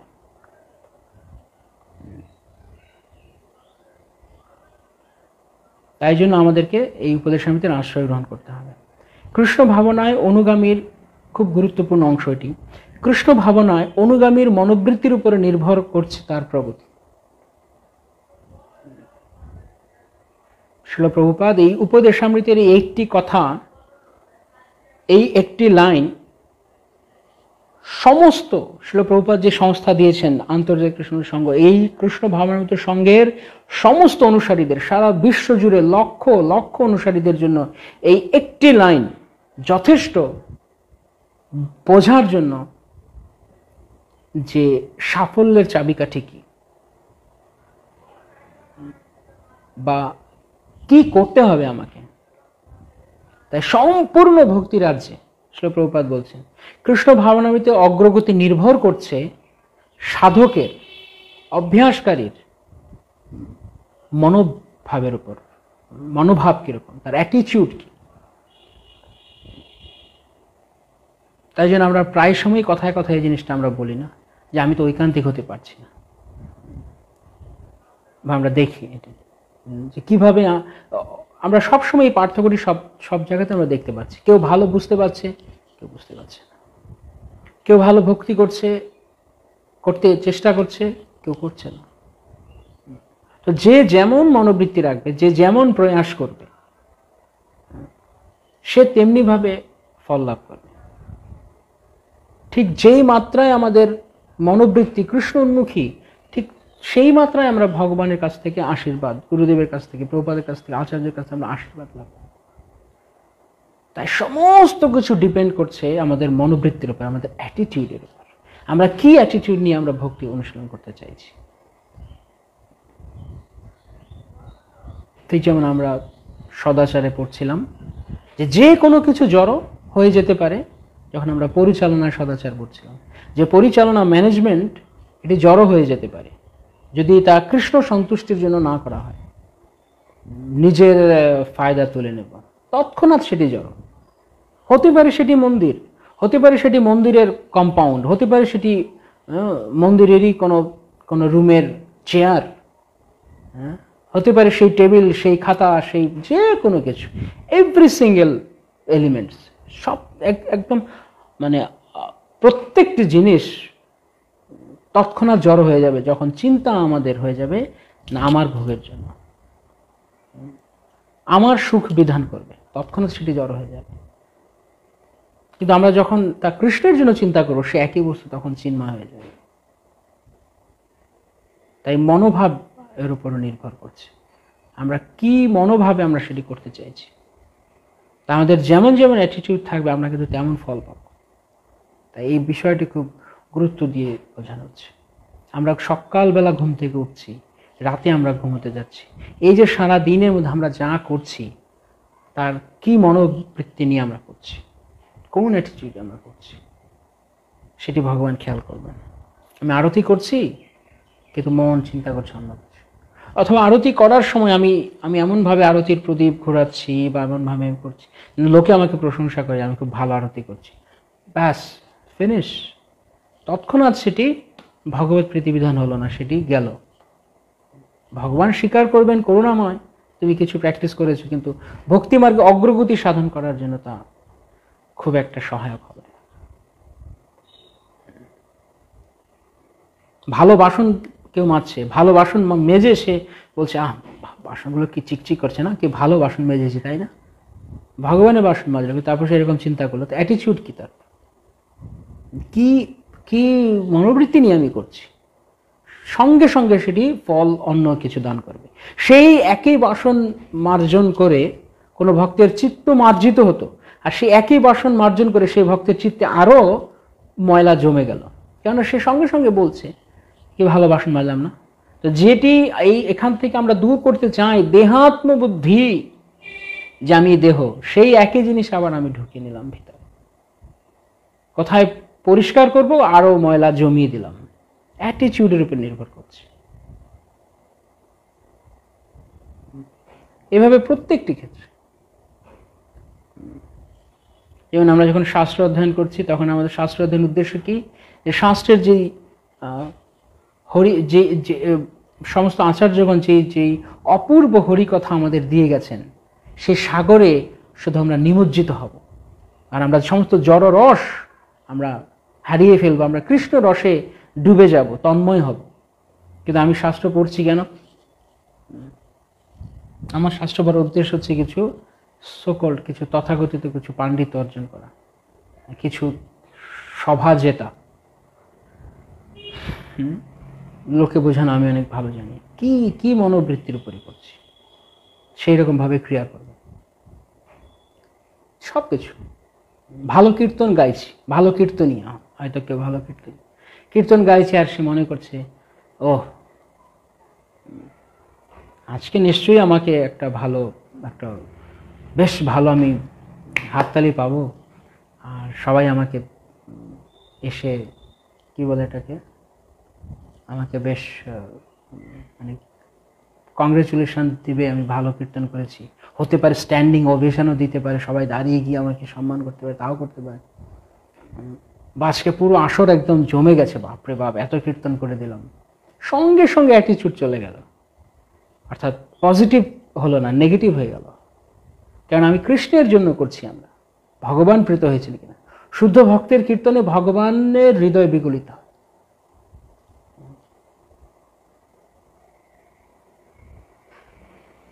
আমরা দেখি শিল প্রভুপাদ কেবলমাত্র হরে কৃষ্ণ কৃষ্ণ কৃষ্ণ হরে হরে, হরে রাম রাম রাম হরে হরে, এই মনোভাব নিয়ে তিনি করেছেন। কেননা তিনি চেয়েছেন আমার গুরুদেবের নির্দেশ পালন করছি, আমি তো আর কিছু করছি না। আমি বসে করতাল বাজাবো, লোকেরা এলো না এলো, আমি তো গুরুদেবের নির্দেশ পালন করছি। আমি এসেছি এখানে কৃষ্ণকে দিতে, তো কৃষ্ণকে দেওয়ার ক্ষমতা কার রয়েছে? যদি কৃষ্ণ নিজে না যেতে চান তো আমি কিভাবে কৃষ্ণকে দিব? এই যে শরণাগতি, এই যে আত্মসমর্পণ ভগবানের শ্রীচরণে, এটি সঙ্গে সঙ্গে শিল প্রভুপাদকে সাফল্য পাইয়ে দিয়েছে। শিল প্রভুপাদ কি জয়। তাই জন্য তিনি জগৎগুরু হয়েছেন। অথচ জাগতিক বিদ্যার কথা চিন্তা করলে প্রভুপাদের চেয়ে অনেক বেশি ম্যাটেরিয়ালি কোয়ালিফাইড আরও অনেক শিষ্য ভক্তি সিদ্ধান্ত সরস্বতী ঠাকুরের ছিল, কিন্তু অ্যাটিটিউড ঠিক ছিল না বলে তারা কেউ সাফল্য লাভ করতে পারেনি, তা অধিকাংশ। কিন্তু প্রভুপাদ পেরেছেন, কেননা প্রভুপাদ চেয়েছেন আমি কেবল আজ্ঞাবাহী, আমি কেবল গুরুদেবের আজ্ঞাকে বহন করে নিয়ে এসেছি। কৃষ্ণ, আমি এদেরকে কৃষ্ণ দিতে চাই, তো যদি কৃষ্ণ যেতে চান তাদের কাছে, তো কৃষ্ণ তাই তার মধ্যে কাজ করেছে। তাই শুদ্ধতা, এই যে পিউরিটি অফ অ্যাটিটিউড বা ইন্টেনশন, যদি আমরা বলি ইন্টেনশন, আমাদের খুব খেয়াল করতে হবে। কখনো কখনো আমাদের ইন্টেনশন, মনোবৃত্তি যদি আমরা সঠিক না হয় তাহলে আমরা ফেল করব। যদি ইন্টেনশন ঠিক থাকে তাহলে সেখানে ডিভোশন আসবে, যদি ইন্টেনশন ভুল থাকে তাহলে সেখানে ডিস্ট্রাকশন আসবে। একই মনোবৃত্তি ভক্তি আনতে পারে, একই মনোবৃত্তি ধ্বংস ডেকে নিয়ে আসতে পারে। তাই ভগবান দেখবে আমাদের ইন্টেনশন কি।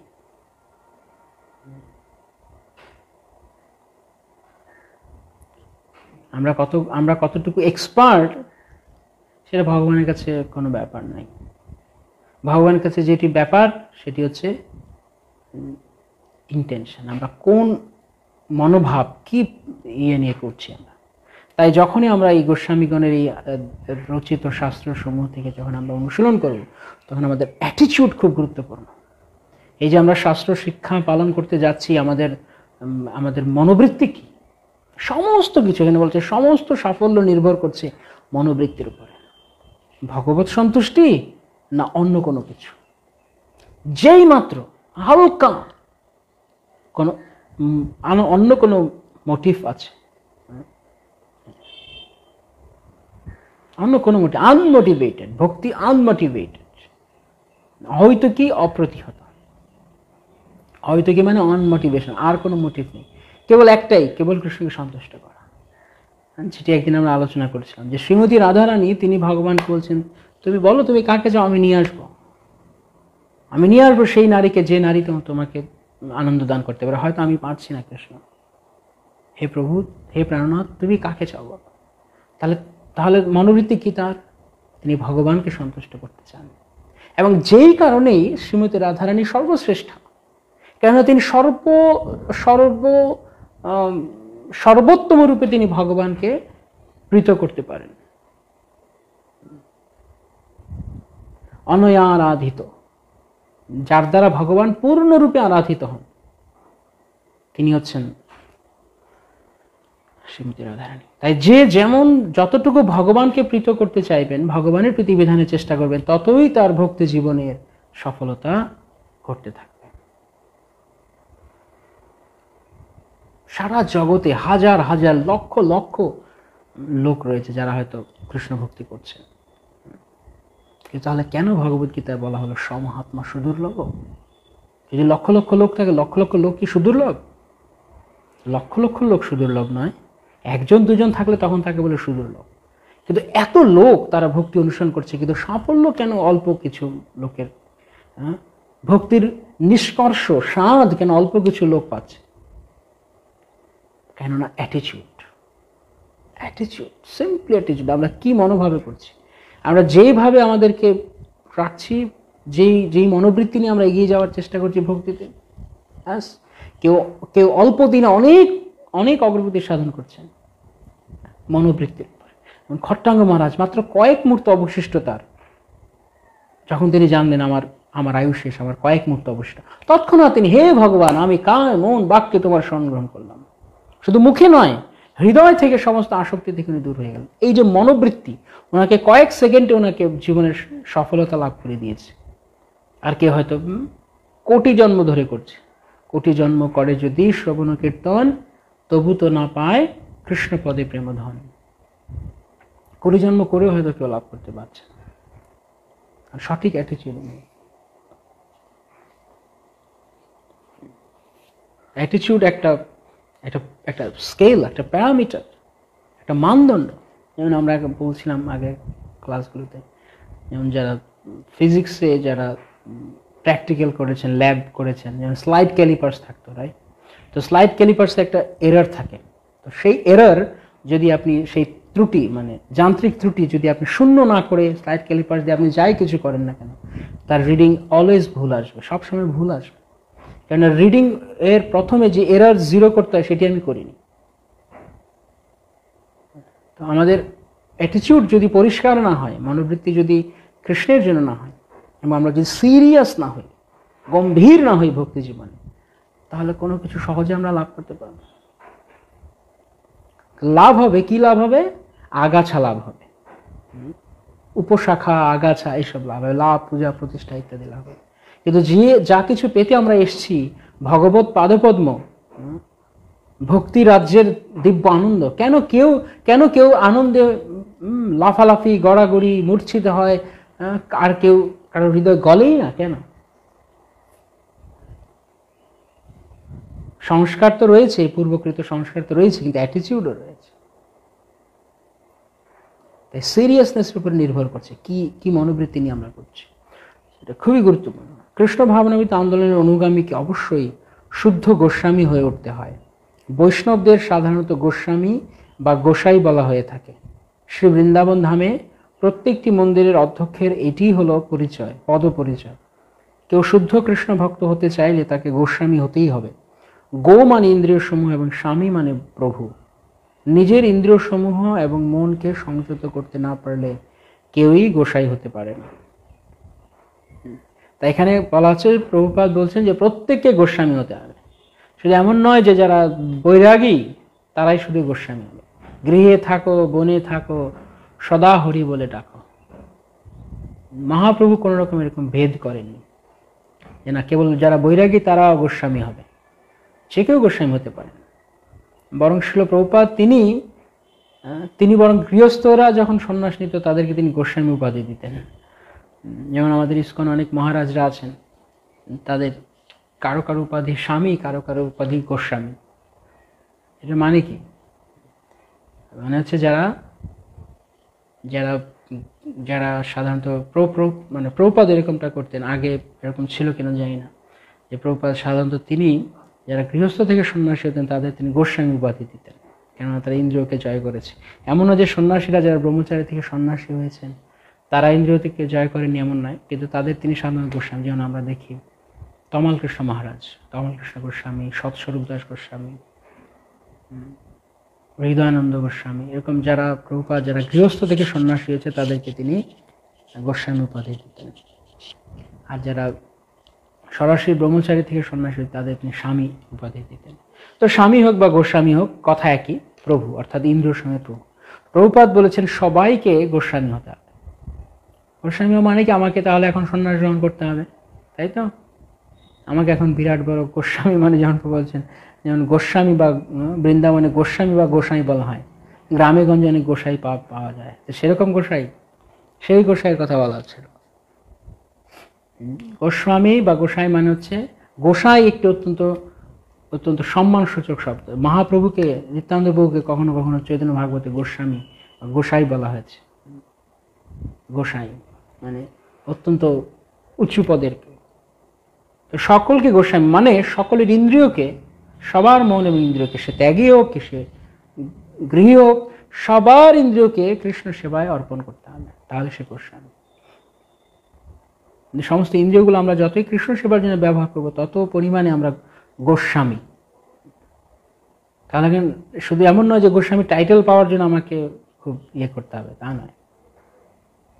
উপাধি থাক বা নাই থাক, আমাদের একটাই উপাধি দাস, কৃষ্ণ নিত্য দাস আমরা। কিন্তু সেই গোস্বামী যে এইভাবে তার ইন্দ্রিয় সমূহকে সংযত করতে পেরেছে, সে উপাধি থাকলেও গোস্বামী, উপাধি না থাকলেও সে গোস্বামী। বহু গৃহস্থ ভক্তের আছেন এরকম, যারা তাদের ইন্দ্রিয় সমূহকে কেবল কৃষ্ণ সেবায় নিযুক্ত করেন। বাচ বেগ, মন, ক্রোধ বেগ, উদরপুস্থ বেগ, এগুলোকে তারা জয় করেছেন, তাই তারা গোস্বামী। হতে পারে তারা গৃহস্থ আশ্রমে দেখা যাচ্ছে। আবার বিপরীত ক্রমে অনেকে যদি ব্রহ্মচারী আশ্রমে থেকেও কেবল নাম যশ প্রতিষ্ঠা পাবার জন্য স্ত্রী সঙ্গ বাসনায় শুধু ঘুরছে, স্ত্রী লোকের সঙ্গে বন্ধুত্ব করছে, স্ত্রীলোকের সঙ্গে বহু লোক এরকম তারা রয়েছে অনেকে।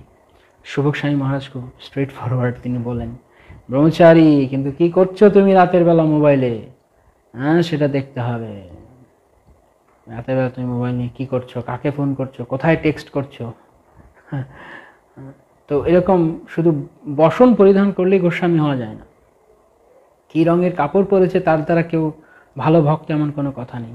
আমাদের অনেকে একটা ভুল ধারণা আছে, উনি ব্রহ্মচারী, উনি সন্ন্যাসী, সুতরাং উনি ভালো ভক্ত, ওনার ক্লাস শুনলে ভালো কাজ হবে, উনি ভালো। কিন্তু আমি এরকম প্রচুর দেখেছি অনেক গৃহস্থ ভক্তদের, ব্যক্তিগতভাবে আমার ভক্তি জীবনে যারা মার্গ প্রদর্শক বা আমি যাদের অধীনে ভক্তি জীবন করি তারা গৃহস্থ, তারা আদর্শ গৃহস্থ, তারা যে কোনো সন্ন্যাসী তাদেরকে প্রণাম করার মতো যোগ্যতা তাদের। তো তাই আমাদের প্রত্যেকে এখানে শিল প্রভুপাদ বলেছেন you have to B A Goswami, অর্থাৎ ইন্দ্রিয় সমূহকে কেবল কৃষ্ণ সেবা নিযুক্ত করা। আমি বসন চেঞ্জ করলাম, বস্ত্রের রং হয়তো আমার গেরুয়া, কিন্তু আমি আচরণ করছি অন্যরকম, তাহলে কি হবে? বস্ত্র দিয়ে বস্ত্রে কৃষ্ণ পাওয়া যায়, কাপড়ে কৃষ্ণ মেলে না, কৃষ্ণ কেবল ভক্তিতে মেলে। তো সেই জন্য আমাদের প্রত্যেকে শিল প্রভুপাদ বলেছেন, শিল প্রভুপাদের এই কৃষ্ণ ভাবনামৃত আন্দোলনের একটি অন্যতম বড় ভূমিকা পালন করেছিলেন গৃহস্থ ভক্তরা। আপনারা হয়তো অনেকে জানেন না, লন্ডনে কৃষ্ণ ভাবনামৃত প্রচার করেছে। প্রভুপাদ অনেক সময় মজা করে বলতেন যে আমি আমেরিকায় ইসকন প্রতিষ্ঠা করেছি আর লন্ডনে ইসকন প্রতিষ্ঠা করেছে আমার গৃহস্থ শিষ্যের। প্রভুপাদ ওনার গুরু ভাইদেরকে, গৌড়ীয় মঠের গুরু ভাইদেরকে যারা গৃহস্থদের দেখলে বলতো আরে এরা গৃহস্থ, কারণ সাধারণত গৌড়ীয় মঠে গৃহস্থ কোনো মূল্যই পেত না। প্রভুপাদকে অনেকে তারা পচা গৃহস্থ বলত। পচা গৃহস্থ মানে পচা গৃহস্থ আবার কি? গৌড়ীয় মঠের ভক্তিন সরেশ ঠাকুরের ধারায় সবাই কঠোর সন্ন্যাসী বা ব্রহ্মচারী, কিন্তু যাকে কিছু কিছু সন্ন্যাসীরা যারা নিন্দুক সন্ন্যাসী ছিলেন প্রভুপাদের প্রতি, তারা যাকে পচা গৃহস্থ মনে করতো যে এই অভয়বাবু একটা পচা গৃহস্থ, সেই পচা গৃহস্থ সারা পৃথিবীকে বদলে দিল। তিনি যখন সন্ন্যাস আশ্রমে গেলেন তখন তিনি সারা পৃথিবীকে বদলে দিলেন, যেখানে গিয়ে সেই সমস্ত মহান সন্ন্যাসীরা কিছু করতে পারেন। আবার একই রকমভাবে প্রভুপাদের গৃহস্থ শিষ্যরাই তারা লন্ডনে গিয়ে কৃষ্ণ ভক্তিকে স্থাপন করল প্রথম। গুরুদাস যমুনা, শ্যামসুন্দর মালতী এবং মুকুন্দ জানকী, এই তিনজন স্বামী স্ত্রী তারা লন্ডনে প্রথম ইসকনকে প্রতিষ্ঠা করলেন। তো এই জন্য কে কোন আশ্রমে রয়েছে সেটি বড় কথা না, যদি কোনো ব্রহ্মচারী বা সন্ন্যাসী ভগবানকে ভালোবাসেন তাহলে তিনি প্রিয়, যদি কোনো গৃহস্থ ভগবানকে ভালোবাসেন তিনিও প্রিয়। ভগবানের কাছে যদি হনুমানজির মতো বানর, গরুরের মতো পাখি, তারা যদি প্রিয় হতে পারে, শবরীর মতো নিচু জাতের স্ত্রীলোক, তাহলে অন্যের কি কথা? যে কোনো আশ্রমে থেকে, যে কোনো জায়গায় থেকে যে ভগবত ভক্তি করা যায় সেটি হচ্ছে তার দৃষ্টান্ত। কৃষ্ণ ভক্তি বাহ্যিক কোনো কিছুর উপর নির্ভর করে না। ব্রহ্মচারী আশ্রম বা সন্ন্যাসী আশ্রম অনেক বেশি ফ্যাসিলিটি দেয়, আরো ভালো করে ভগবত ভক্তি করার অনেক বেশি সুযোগ দেয়, সেটি নিঃসন্দেহে অনস্বীকার্য। কিন্তু তার মানে এই নয় যে কেউ গোস্বামী কেবল ব্রহ্মচারী বা সন্ন্যাসী হলে সে গৃহস্থ হলে সে গোস্বামী হতে পারে না, এমন নয়। তো এইভাবে শিল প্রভুপাদ আমাদেরকে বলেছেন যে আমরা প্রত্যেকের কৃষ্ণ ভাবনামৃত আন্দোলনে সবাইকে গোস্বামী হয়ে এবং তারপর শুদ্ধ ভগবত ভক্ত হয়ে জীবনে চরম সার্থকতা অর্জন করতে হলে শিল রূপ গোস্বামী প্রদত্ত শ্রী উপদেশামৃত নামে নির্দেশাবলী অনুসরণ উদ্যোগী হতেই হবে।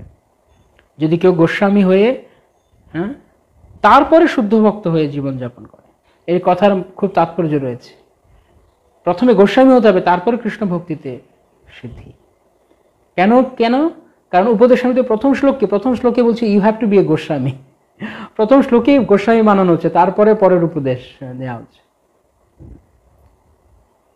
যে এই 6টি বেগ দমন করতে পেরেছেন তিনি গোস্বামী, তিনি সারা পৃথিবী তার কাছে শিক্ষা গ্রহণ করতে পারেন।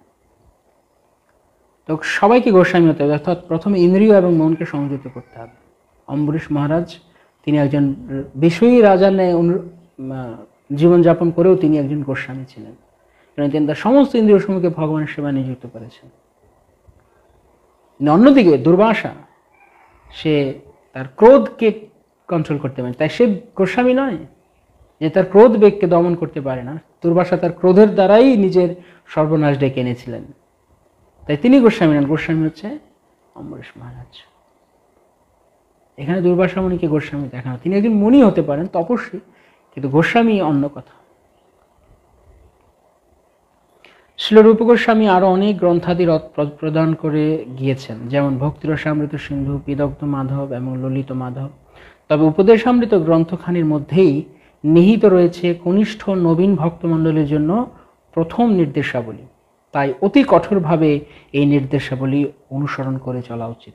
অত্যন্ত স্ট্রিক্ট, অত্যন্ত কঠোরভাবে এই নির্দেশাবলী আমাদের পালন করতে হবে, তাহলেই সহজেই জীবন সার্থক হয়ে উঠবে।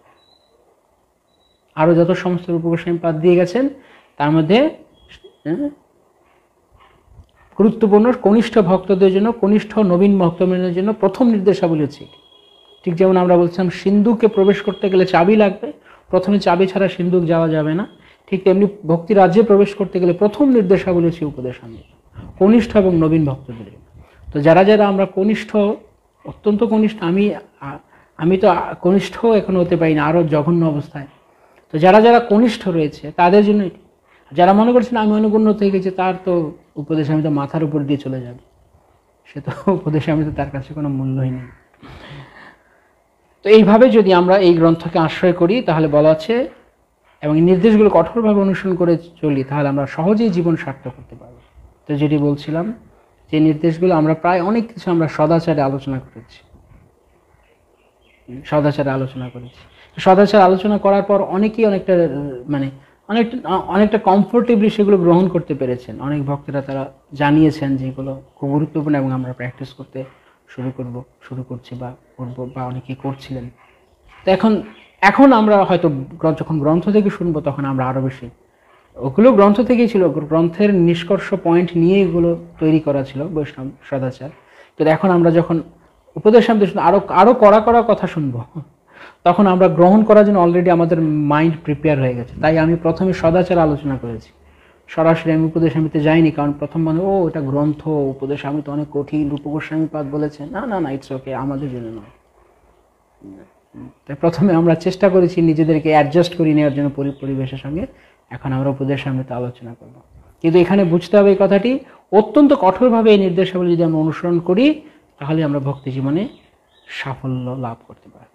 তাই সেই জন্য আমাদেরকে প্রস্তুত হতে হবে। ওকে, হরে কৃষ্ণ। আমরা আজকে ভূমিকায় আলোচনা করলাম। আমি যদিও বলেছিলাম যে ভূমিকা এবং শ্লোক নাম্বার 1, কিন্তু আমি আসলে পরে ভাবলাম আসলে ভূমিকা অত্যন্ত গুরুত্বপূর্ণ এই উপদেশামৃত গ্রন্থে। তাই ভূমিকার থেকেই আমরা পুরো গ্রন্থের সম্পর্কে এই গ্রন্থ আমাদের কি দিতে যাচ্ছে সেই সম্পর্কে আমরা আলোচনা করলাম, এবং এই গ্রন্থকে আমরা কি মনোভাবে গ্রহণ করব তা আমরা আলোচনা করলাম। আমরা কাল থেকে আমরা প্রথম শ্লোক থেকে আমরা আলোচনা শুরু করব। তো এই পর্যন্ত আমরা রাখবো। যদি কারো কোনো প্রশ্ন থাকে, আমি নেক্সট 10-15 মিনিট প্রশ্নের জন্য রাখবো। হরে কৃষ্ণ। শ্রীরূপ গোস্বামী প্রভুপাদ কি জয়।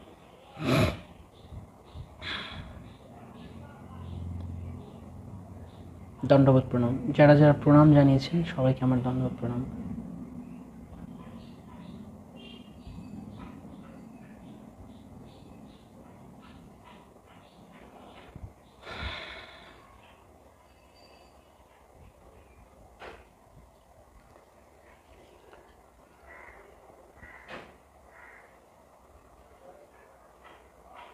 ওকে, হরে কৃষ্ণ। কারো কোনো প্রশ্ন থাকলে এই পর্যন্ত করতে পারেন।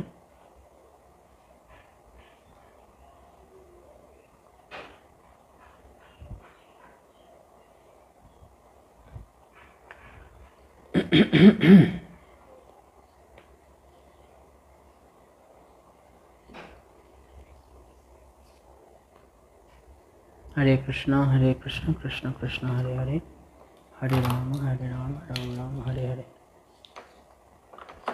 হরে কৃষ্ণ কৃষ্ণ কৃষ্ণ হরে হরে, হরে রাম রাম রাম। যদি আপনারা যদি প্রশ্ন থাকে তাও প্রশ্ন করতে পারেন।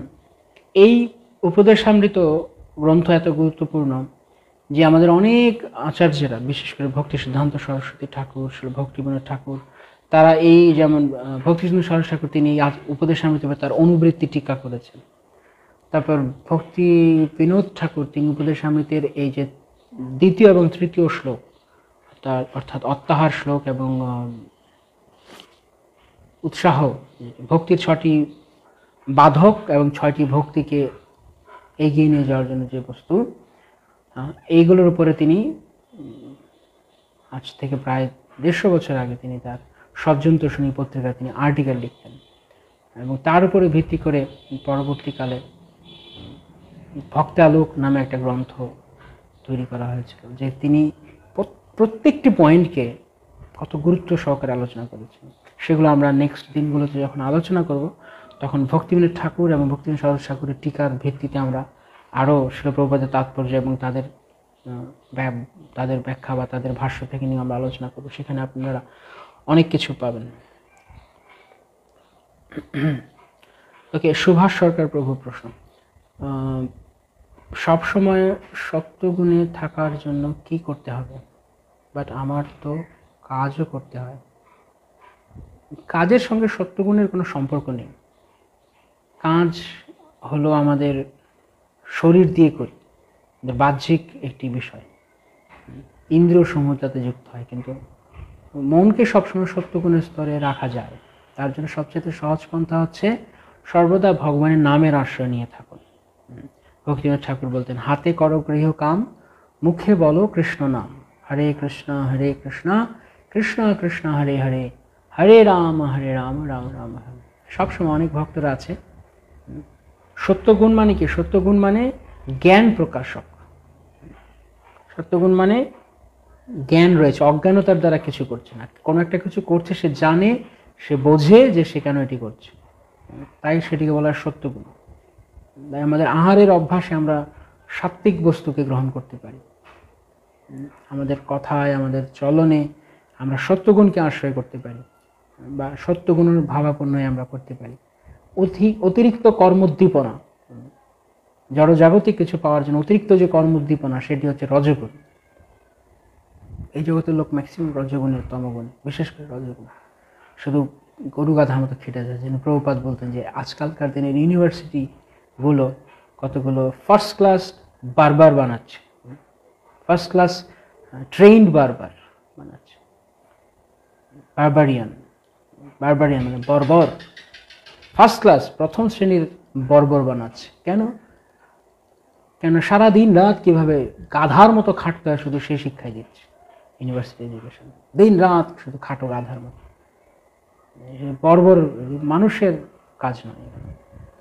তো তাই যদি সবসময় আমরা ভগবানের কথা, ভগবানের নাম ইত্যাদি স্মরণ করে থাকি, তাহলে আমরা অটোমেটিক্যালি, আমরা স্বাভাবিকভাবে সত্যগুণের স্তরে উত্তীর্ণ হব।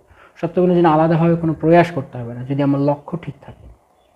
সব কিছু যদি প্রপার অ্যাটিটিউড নিয়ে করি, তাহলে ধীরে ধীরে ধীরে আমরা এমনিতেই সত্যগুণের স্তরে উন্নীত হতে পারবো। সত্যগুণে উত্তীর্ণ হওয়াটা আমাদের লক্ষ্য নয়।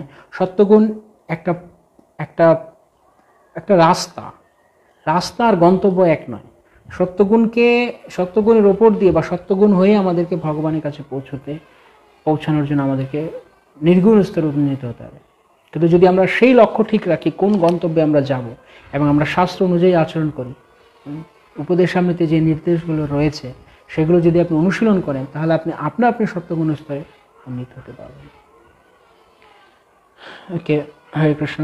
আরাধিতা রোহিণী দেবী দাসী, হরে কৃষ্ণ প্রভু, কয়টার সময় এই ক্লাসটা শুরু হয়? হরে কৃষ্ণ মাতাজি, আমাদের প্রতিদিন সকাল 10টা ইন্ডিয়ান টাইম, সকাল 10টায় এই ক্লাস শুরু হয়। আর কখনো কখনো বিকেলেও ক্লাস থাকে। যদি আপনি ক্লাস সম্পর্কে, এটার জেনারেল আমাদের স্কেজুল, যদি আপনি আরও আপডেট হতে চান, তাহলে আমাদের পেজে যদি চোখ রাখেন, তাহলে সবসময় আমরা আপডেট করি পেজে যদি ক্লাস হবে। তবে সকালের ক্লাসটি গুরু কৃষ্ণের ইচ্ছা প্রতিদিনই হয় সকাল 10টায়। যদি কখনো না হয় তাহলে সেদিন আমরা আগে ইনফর্ম করে দেই, বা যদি পরে হয় সেটি আমরা আগে ইনফর্ম করে দেবো। যদি বিকেলে ক্লাস হয় কিংবা সন্ধ্যায় ক্লাস হয়, এক্সট্রা ক্লাস, তাহলে সেটিও এই পেজে জানিয়ে দেওয়া হয়।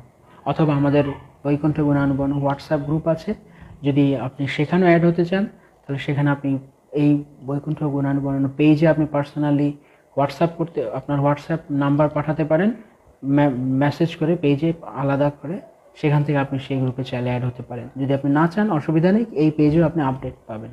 তবে সকাল 10টায় প্রতিদিন এই ক্লাস হবে উপদেশ অমৃত। ওকে, হরে কৃষ্ণ। নেক্সট স্বর্ণা গুপ্তা মাতাজি। তাপস বিশ্বাস, তপ্তকাঞ্চন, আই হ্যাভ আস্কিং। কি আস্কিং আপনার বলুন? স্বর্ণা গুপ্তা মাতাজি, হরে কৃষ্ণ প্রভু। প্রভুপাদ এই ডেজিগনেশন নিয়ে যদি কিছু বলতেন, অ্যাকচুয়ালি এটা কি গোস্বামী বা স্বামী পদের উপরে? প্রভুপাদ শব্দের অর্থ হচ্ছে যিনি সমস্ত বদ্ধজীব, আমাদের মতো সমস্ত বদ্ধজীবদের, আমরা যারা যেই প্রভুর চরণে আশ্রয় গ্রহণ করে আমরা ভগবত সেবা করতে পারি, তিনি প্রভুপাদ।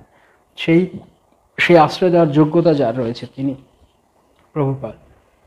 আবার আরেকটি অর্থ হচ্ছে যিনি সমস্ত পূর্বতন প্রভুদের শ্রীচরণে অবস্থিত, তাদের পাদপদ্মে অবস্থিত, তিনি প্রভুপাদ। তাই রূপ গোস্বামীকে প্রভুপাদ বলা হয়, সনাতন গোস্বামীকে প্রভুপাদ বলা হয়। সমস্ত মহাভাগবতেরা তারা প্রভুপাদ হতে পারেন, সমস্ত আচার্যেরা তারা প্রভুপাদ হতে পারেন, কোনো অসুবিধা নেই। শ্রী ভক্তি সিদ্ধান্ত সরস্বতী ঠাকুর তিনি প্রভুপাদ, তাকেও প্রভুপাদ বলা হয়। এবং শ্রী ভক্তিবেদান্ত স্বামী যিনি ইস্কন প্রতিষ্ঠাতা, তাকেও প্রভুপাদ বলা হয়। অনেক সময় এটা নিয়ে কিছু বিতর্ক থাকে, কোনো যারা কিছু গৌড়ীয় মঠ অনুসারী ভক্তেরা তারা স্বীকার করতে চায় না। তারা বলে না, প্রভুপাদ কেবল ভক্তি সিদ্ধান্ত সরস্বতী ঠাকুরের এক্সক্লুসিভ, কেবলমাত্র তিনি একাই ব্যবহার করবেন। কোথায় এই সিদ্ধান্ত আছে? রূপ গোস্বামীকে প্রভুপাদ বলা হয়েছে, সনাতন গোস্বামীকে প্রভুপাদ বলা হয়েছে, তাহলে ভক্তি সিদ্ধান্ত সরস্বতী ঠাকুর প্রভুপাদকে কেন তাহলে প্রভুপাদ বলা হলো? যদি রূপ গোস্বামীর অলরেডি এই পদ নিয়েছেন, অনেকেই বলে গৌড়ীয় মঠের যারা অনুসারী, অনেকেই, সবাই নয়, যে যেহেতু ভক্তি সিদ্ধান্ত সরস্বতী ঠাকুরের এই পদ রয়েছে, তাহলে প্রভুপাদ কেন এই পদ গ্রহণ করলেন? এটি কোনো সিদ্ধান্তের মধ্যে পড়ে না, এটি এক ধরনের তর্ক।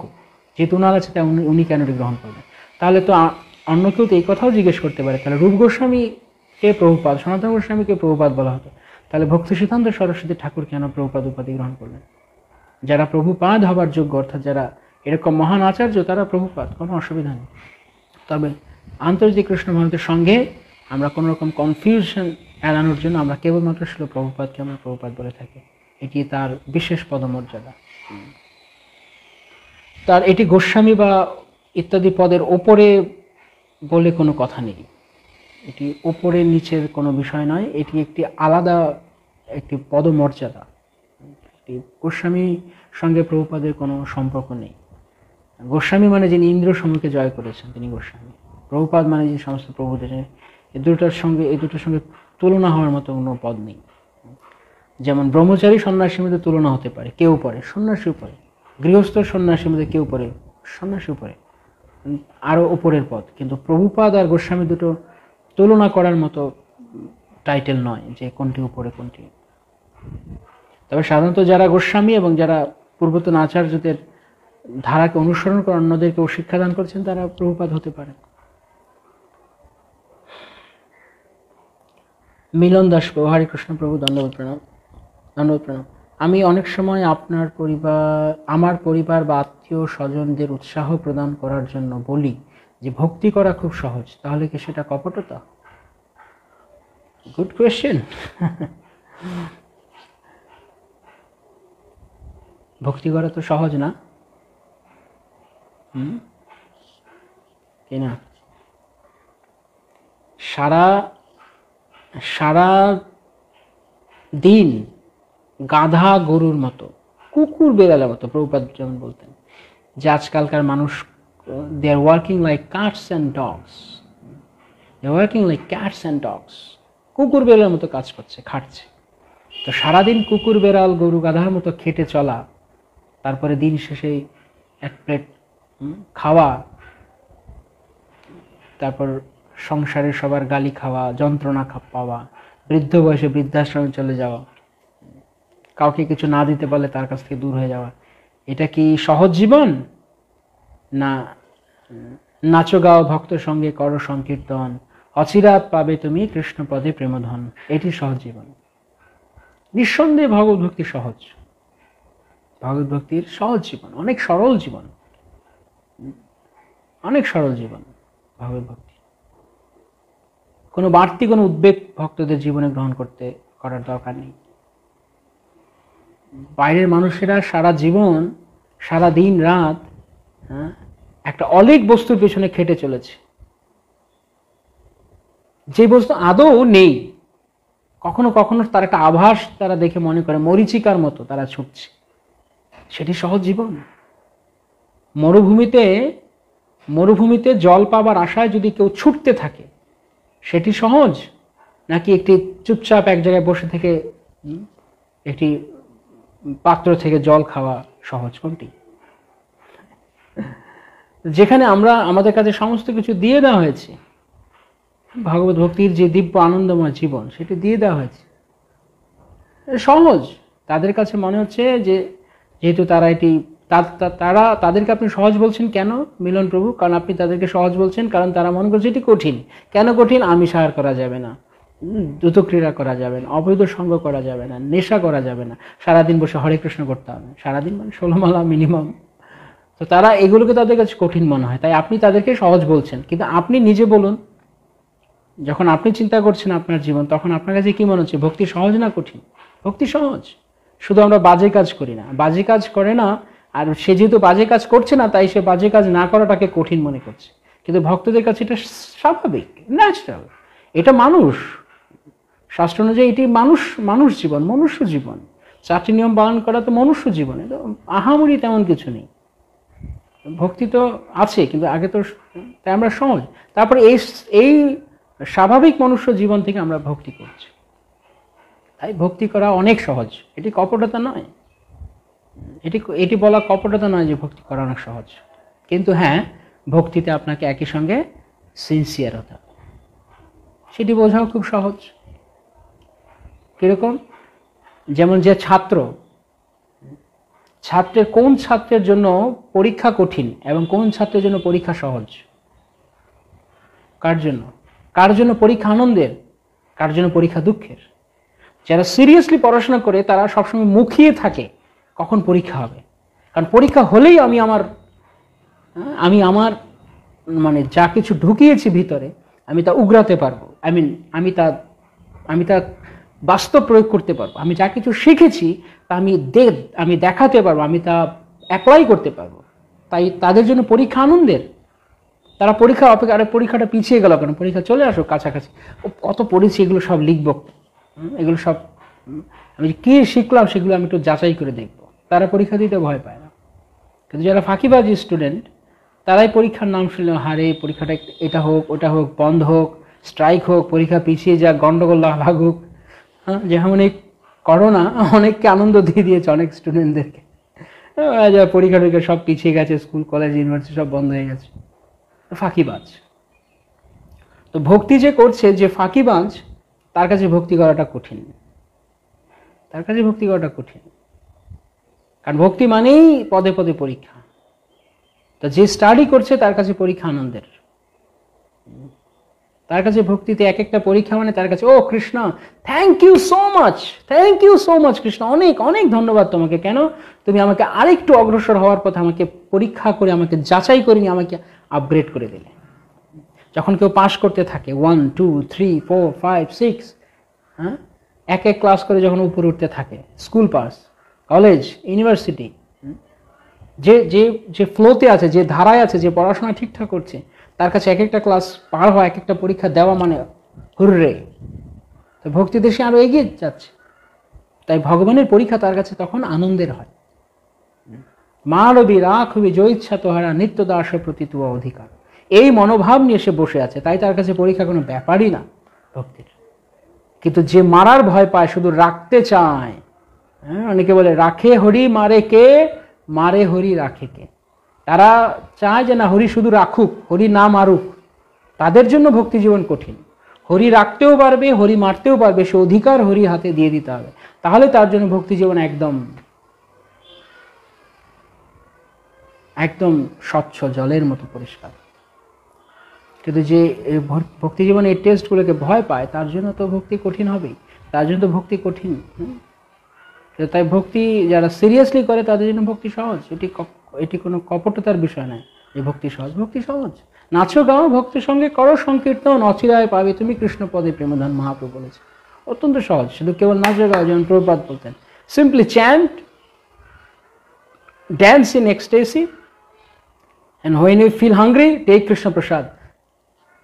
Your life will be successful. নাচো গাও, হরিনাম করো, প্রসাদ পাও, বাস তুমি ভগবানকে চলে যাবে। নিরপরাধে যদি আমরা সেগুলো পালন করি, অপরাধ শূন্য হয়ে আমাদেরকে পালন করতে হবে, আন্তরিকতা থাকতে হবে। পড়াশোনার মধ্যে যে ছাত্রের আন্তরিকতা আছে, নিষ্ঠা আছে, সে কোনো বই ভয় পায় না, সে কোনো পরীক্ষায় ভয় পায় না। হরে কৃষ্ণ। তাই ভক্তি সহজ প্রভু, কঠিন কিছু নয়। এই কথাগুলো, এই উপদেশের মধ্যে কথা শুনে কি ভয় লাগলো নাকি, যে কঠিন করে বলা আছে? যদি আপনি আগে বাড়তে চান তাহলে তো আপনাকে পরীক্ষা দিতেই হবে। আর পরীক্ষা দেওয়া মানে কি আমাদের জন্য, যেহেতু আমাদের অভ্যাস হয়ে গেছে আমরা সবসময় নিম্ন স্তরে থাকি, নিম্ন রুচির, তাই ভালো জিনিস করা কথা, স্ট্রিক্ট জিনিস শুনলে, স্ট্রিক্ট না, স্ট্রিক্ট মানেই আমরা ভয় পেয়ে যাই। স্ট্রিক্ট মানে কি, জাস্ট বি সিনসিয়ার। শুধু ঐকান্তিক হওয়ার নামই হচ্ছে স্ট্রিক্ট হওয়া।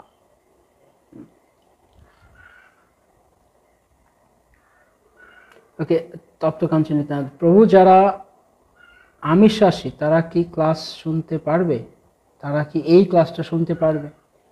এখানে আমিষাসী বা নিরামিষাসী বা প্রসাদাসী বলে কোনো কথা নেই।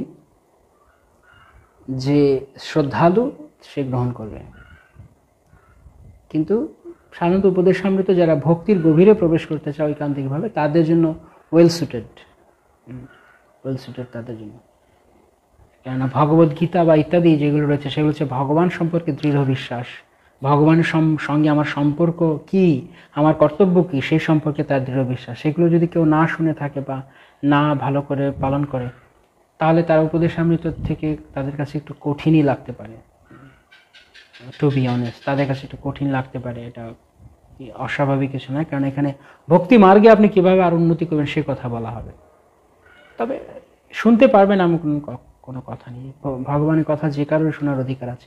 সে যতটুকু গ্রহণ করতে পারে, যতটুকু তার কাছে মনে হবে সে কাজে লাগাতে পারবে জীবনে, ততটুকু তিনি কাজে লাগাতে পারেন। অবতার অর্জুন অবতার রামানন্দ প্রভু। হরে কৃষ্ণ প্রভু। ধন্যবাদ, প্রণাম, ধন্যবাদ, প্রণাম। আমার একটা অনুরোধ ছিল, যদি আপনি কৃপা করে সর্বস্বামী অষ্টকমটা কীর্তন করে শোনাতেন তাহলে কৃতার্থ হতাম।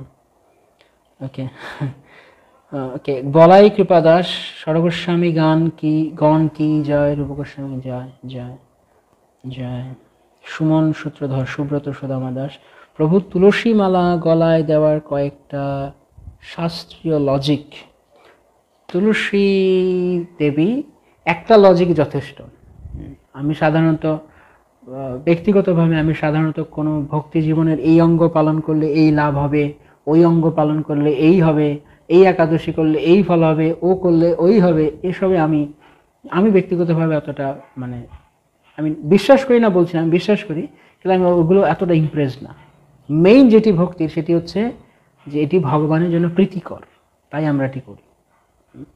তাই একাদশী পালন রাজস্ব যজ্ঞ ফল লাভ হবে, 1000 অগ্নিষ্ঠম যজ্ঞের ফল লাভ হবে, 1 লক্ষ অশ্বমেধ যজ্ঞের ফল লাভ হবে। তারপর কি করবো ওগুলো দিয়ে, আমি এত ফল দিয়ে আমি কি করব? যেমন গুরু মহারাজ গত ক্লাসেও তিনি বলছিলেন, কোন একটা একাদশী, কেন লাস্ট অপর একাদশী মনে হয়, গুরু মহারাজ বলছিলেন যে আমি এতবার শুনলাম যে এখন এত ফল দিয়ে আমি কি করব। আমি সেটি, আমার কাছে এটি মনে হয়, এত ফল দিয়ে আমরা কি করব? আমাদের কৃষ্ণকেই কেবল চাই জীবনে। এত ফল এত পুণ্য ভরে কি আমি স্বর্গে যাব? স্বর্গে গিয়ে কি করবো? আমার তো কোনো দরকার নেই।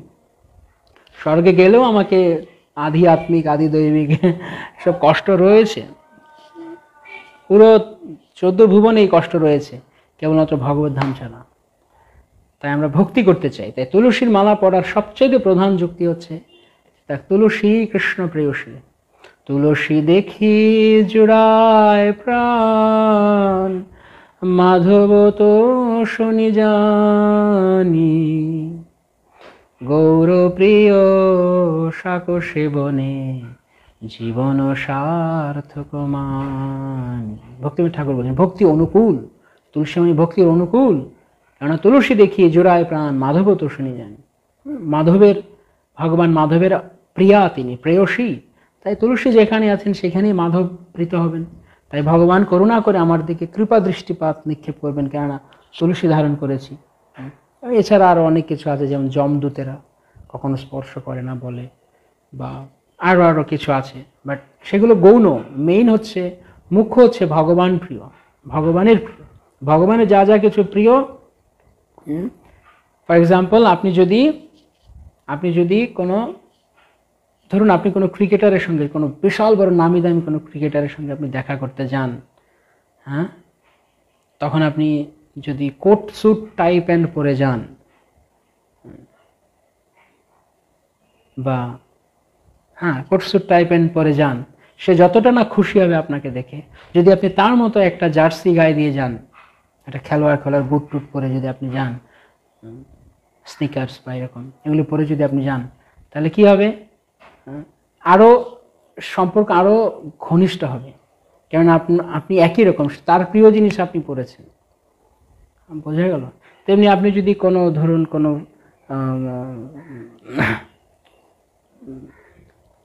এরকমভাবে আপনি যে জিনিস পছন্দ করে, আপনি যদি সেরকম জিনিস ধারণ করেন, সে নিশ্চয়ই খুশি হবে। যেমন ভক্তেরা অন্য আরেক ভক্তের কপাল ঊর্ধ্বপুণ্ড, গলদেশে তুলসী মালিকা, পরনে বৈষ্ণব বেশ পরিহিত দেখলে তারা প্রীত হন, তাদের কৃষ্ণ স্মরণ করায়। কিন্তু সেক্ষেত্রে সেই যেটা উল্টো পাল্টা বেশ পরে আসে, তাহলে সে কতটা প্রীত হবে? তার প্রীতি আসবে না। তাই ভগবানের প্রীতি বিধান করে তুলসীর মালা, তাই আমরা তা পরিধান করি। সৌরভ প্রভু, হরে কৃষ্ণ প্রভু, হরে কৃষ্ণ। অনেক সময় দেখা যায় যে 20 বছর ভক্তি জীবনে পালন করার পরও মনোভাব পরিবর্তন হয় না, কিন্তু কেন? আহারে, সেই দুঃখই আমার দুঃখ, আমার মনের কথা আপনি বলেছেন। বহুকাল ভক্তি জীবনে থেকেও কিছু হয়নি, এই কারণে হয়নি যে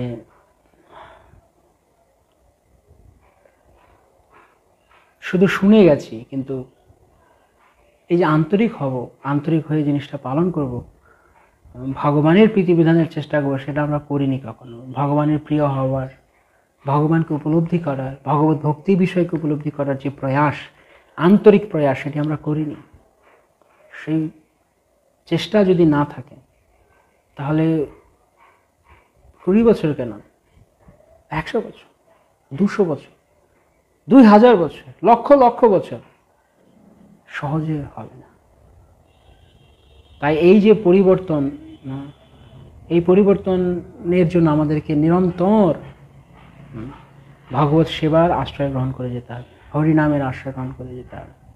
কারণ এগুলো আমাদের পূর্বজন্ম থেকে অনেক সংস্কার অনেকে নিয়ে আসে, সেটির উপর আমাদের কোনো হাত নেই। মাতা পিতা থেকে আমরা কিছু পাই, পূর্বজন্ম থেকে আমরা কিছু পাই, আমাদের পারিপার্শ্বিক যে সঙ্গ, আমরা ছোট থেকে বড় হয়েছি তার থেকে আমরা কিছু পাই। স্বভাব এইভাবে গঠিত হয়ে যায়, তো সেটির উপর তো আমাদের হাত নেই, পূর্বজন্মে যা ঘটেছে। শ্রীমদ্ ভক্তিবিদ্যাপূর্ণ স্বামী মহারাজ, আমাদের মায়াপুর গুরুকুলে, তিনি বলছিলেন তার একটা ক্লাসে, যে হৃদয়ের এই যে মনের মানসিক অবস্থা, এটি গঠিত হয় পূর্বজন্মে লোকটি কি ভাব নিয়ে মৃত্যুবরণ করেছিল, তার পূর্বজন্মের আসক্তির বস্তু কি ছিল, সেটি 1/4। তার অন্ত্যেষ্টিক্রিয়া কিভাবে সম্পাদন হয়েছে, সেটি 1/4। এবং সে কোন পিতা মাতার গর্ভে কিভাবে সেই জগতে এসেছে, সেটি 1/4। আর লাস্ট 1/4 হচ্ছে সে নিজের প্রয়াসে কি করছে। তো মহারাজ বলছিলেন যে বাকি 3টির উপর আমাদের হাত নেই, কেন বাকি 3টি আমাদের নিয়ন্ত্রণের বাইরে, পূর্বজন্ম নিয়ন্ত্রণের বাইরে। কিভাবে আগের জন্মে আমাদের সমস্ত অন্ত্যেষ্টিক্রিয়া, কারণ অন্ত্যেষ্টিক্রিয়া অনেক গুরুত্বপূর্ণ, এই জন্য সনাতন ধর্মের শাস্ত্রে যেরকম নিয়ম রয়েছে, শ্রাদ্ধ ক্রিয়া ইত্যাদি, অনেক সময় অনেকে যারা নাস্তিক ধরনের, তারা বডি ফেলে দেয়, কী দাম আছে, কিন্তু না, এগুলোর নিয়ম আছে। তো এটি একটি, আরেকটি হচ্ছে যে পিতামাতার গর্ভে এসেছে, সেটিও আমাদের হাত নেই। আমরা কার ঘরে আসবো সেটি আমরা নিয়ন্ত্রণ করিনি, আমরা ঠিক করিনি। কেবল এক চতুর্থাংশের উপর আমাদের হাত আছে। 4 ভাগের 3 ভাগের উপর আমার হাত নেই, শুধু 1 ভাগ, সেটা হচ্ছে আমার প্রচেষ্টা। তাই এখন আমি যদি বুঝতে পেরেছি, তাহলে সে 20 বছর হোক, সে 40 বছর হোক, যদি বুঝতে পেরেছি তাহলে মনোভাব পরিবর্তন করার চেষ্টা করি, আন্তরিক হই, তাহলে ঠিক ভগবান সাহায্য করবে। গুরু বৈষ্ণব রয়েছেন, তারা আশীর্বাদ করলে আমরা এগিয়ে যেতে পারবো। ওকে, হরে কৃষ্ণ। মিলন দাস প্রভু, খুব সুন্দর দিক নির্দেশন, শিল প্রভুপাদ কি জয়। সঙ্গীতাময়ী গোপী দেবী দাস, প্রণাম প্রভু, surrender to Guru and Krishna. এই মনোভাবটা সবসময় কিভাবে ধরে রাখা যায়? আমাদেরকে সবসময় দেখতে হবে যে আমরা যা করছি সেটিকে কৃষ্ণের প্রতিবিধানের জন্য করছি। সারেন্ডার মানে কি? শরণাগতি। কয়টি ধাপ বলেছেন শ্রী ভক্তিবিনোদ ঠাকুর? 6টি ধাপ রয়েছে শরণাগতি। ধাপ না, 6টি মানে অ্যাসপেক্ট, 6টি অঙ্গ। দৈন্য, আত্মনিবেদন, অনুকূল সংকল্প, প্রতিকূল বর্জনম, বক্তৃতে বরণ, অবশ্য রক্ষী বিকৃষ্ট বিশ্বাস পালন। তো আমরা যখন এই অঙ্গগুলো সঠিকভাবে পালন করতে থাকবো, তখন আমরা 1 সেকেন্ড নোটিফিকেশন,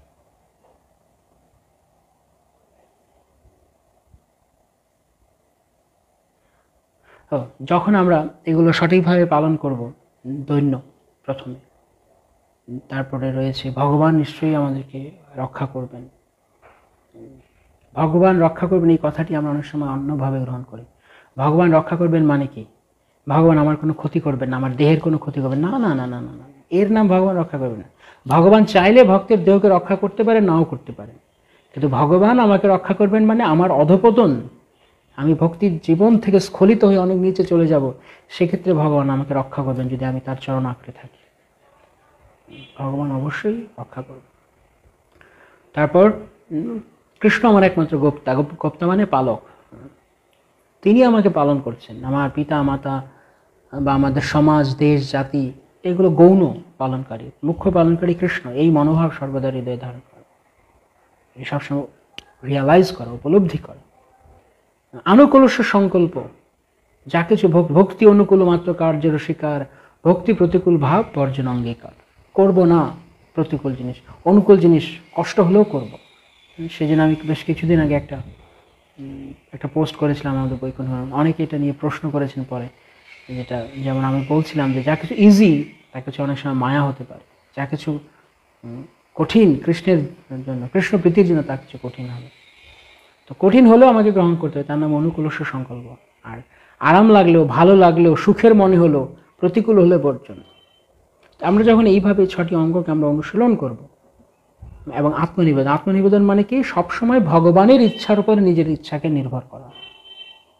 ভগবান কি চান আমাদের জন্য, কৃষ্ণ কি ঠিক করেছেন আমার জন্য, let him decide, let him do that for me. আমি কিছু করব না, আমি ঘরে বসে থাকবো তা বলছি না, আমার সেবা কর্ম আমি চালাবো, কিন্তু আমার জীবনে আমি পণ্ডিতি করে, আমি মাতব্বরি করে আমি কোনো সিদ্ধান্ত গ্রহণ করবো না। কৃষ্ণ যা ভালো মনে করেন করবেন। ভগবানের সেবার জন্য যদি কিছু করতে হয় তা আমি করব, কিন্তু আমার জীবনের কি ঘটছে, আমার ভালো মন্দ কি, আমার শরীরের জন্য যা ভালো মন্দ কি, সেটি ভগবান দেখবেন। আত্মনিবেদন, এভাবে ভগবানের ইচ্ছার সঙ্গে নিজের ইচ্ছাকে মিশিয়ে দেওয়া, তার নাম হচ্ছে আত্মনিবেদন। এইভাবে যখন আমরা ভগবানের কাছে এই 6টি অঙ্গ অনুসরণ করব, তখন আমরা শরণাগতি অনুসরণ করছি। প্রত্যেকটি পদক্ষেপে দেখতে হবে এটি কৃষ্ণ অনুকূল, এটি কৃষ্ণ প্রতিকূল, এবং দৈন্য মনোভাব নিয়ে এগুলো যখন আমরা করব, তখন আমরা সবসময় গুরু কৃষ্ণের কাছে শরণাগত থাকতে পারব। এই মনোভাব তখন আপনা আপনি চলে আসবে। এটি কোনো কৃত্রিমভাবে পাওয়ার জিনিস নয়। শরণাগতির 6টি অঙ্গ প্রতিটি ক্ষেত্রে অনুশীলন করার অভ্যাস করতে হবে। ভক্তি মার্গ সম্পূর্ণ অনুশীলনের উপরে। এখানে কোনো কিছুই গাছ থেকে টুপ করে পড়বে না, সে নিউটনের আপেলের মতো। সেই নিউটনের আপেলও একটা কারণে পড়েছে না?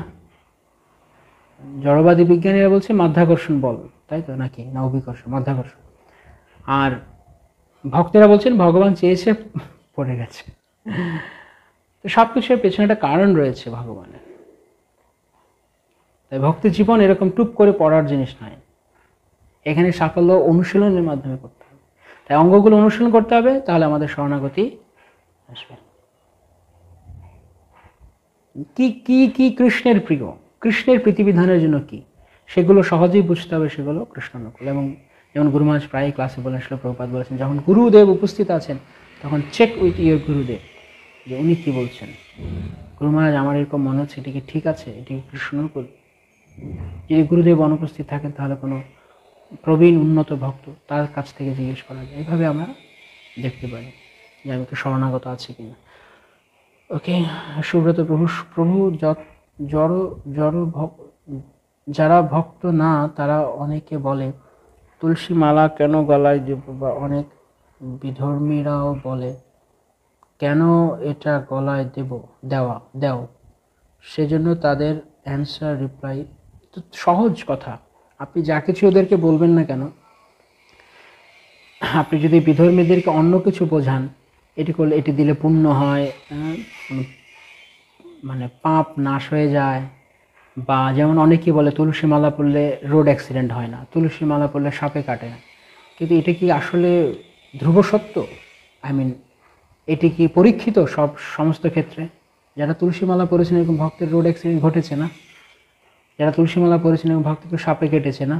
তাহলে এই সমস্ত যুক্তি দিলে লোক, সমস্ত খোরা যুক্তি, এগুলো শাস্ত্রে আছে হয়তো কোথাও, কিন্তু সেগুলো খোরা যুক্তি। তাই সেগুলো কোনো বড় বিষয় না। বড় বিষয় হচ্ছে আমি এটা পড়েছি কারণ, যেমন বিধর্মীরা বলে, যেমন আপনাদের ধর্মে নিয়ম আছে যে আপনারা টুপি পরেন, দাড়ি রাখেন, আপনাদের জন্য, আমাদের এরকম নিয়ম। কেন তুমি যখন মসজিদে যাও তখন তুমি এরকম ড্রেস পরো কেন, তখন তুমি মাথায় টুপি পরো কেন? নিশ্চয়ই নিয়ম আছে, হয়তো আল্লাহ তা পছন্দ করেন। তো ঠিক যেইভাবে তোমার ভাষায় যিনি আল্লাহ, আমার ভাষায় তিনি একই ব্যক্তি ভগবান, তিনি পছন্দ করেন, তাই আমি পড়ছি। এটার বরং আমি মনে করি এটার সহজ উত্তর। এবং যারা ভক্ত নয় তারা তুলসী মালা কণ্ঠ গলা দিলে জিজ্ঞেস করে, তারাও একই কথা। যে ভক্ত না সে তো ভক্তির মহিমা বুঝবে না, সে সবসময় সবকিছুতে জাগতিক লাভের কথা চিন্তা করবে। আপনি তুলসীর মালা পড়েছেন এই কারণে যদি আপনি তাকে বোঝান, তখন সে ওই কারণে পড়ার চেষ্টা করবে, ওই কারণে সেটি করার চেষ্টা করবে। We don't want such kind of people. আমাদের সেরকম লোকের দরকার নেই। তুমি ভক্তি করবে তো গ্রহণ করো, না করবে তো ঠিক আছে, গ্রহণ করলে করো, না করলে না করো, জোর জবরদস্তি কিছু নেই। একটা কথা আপনারা সবাই মনে রাখবেন, প্রচারের ক্ষেত্রে বা কাউকে জবরদস্তি করার কিছু নেই।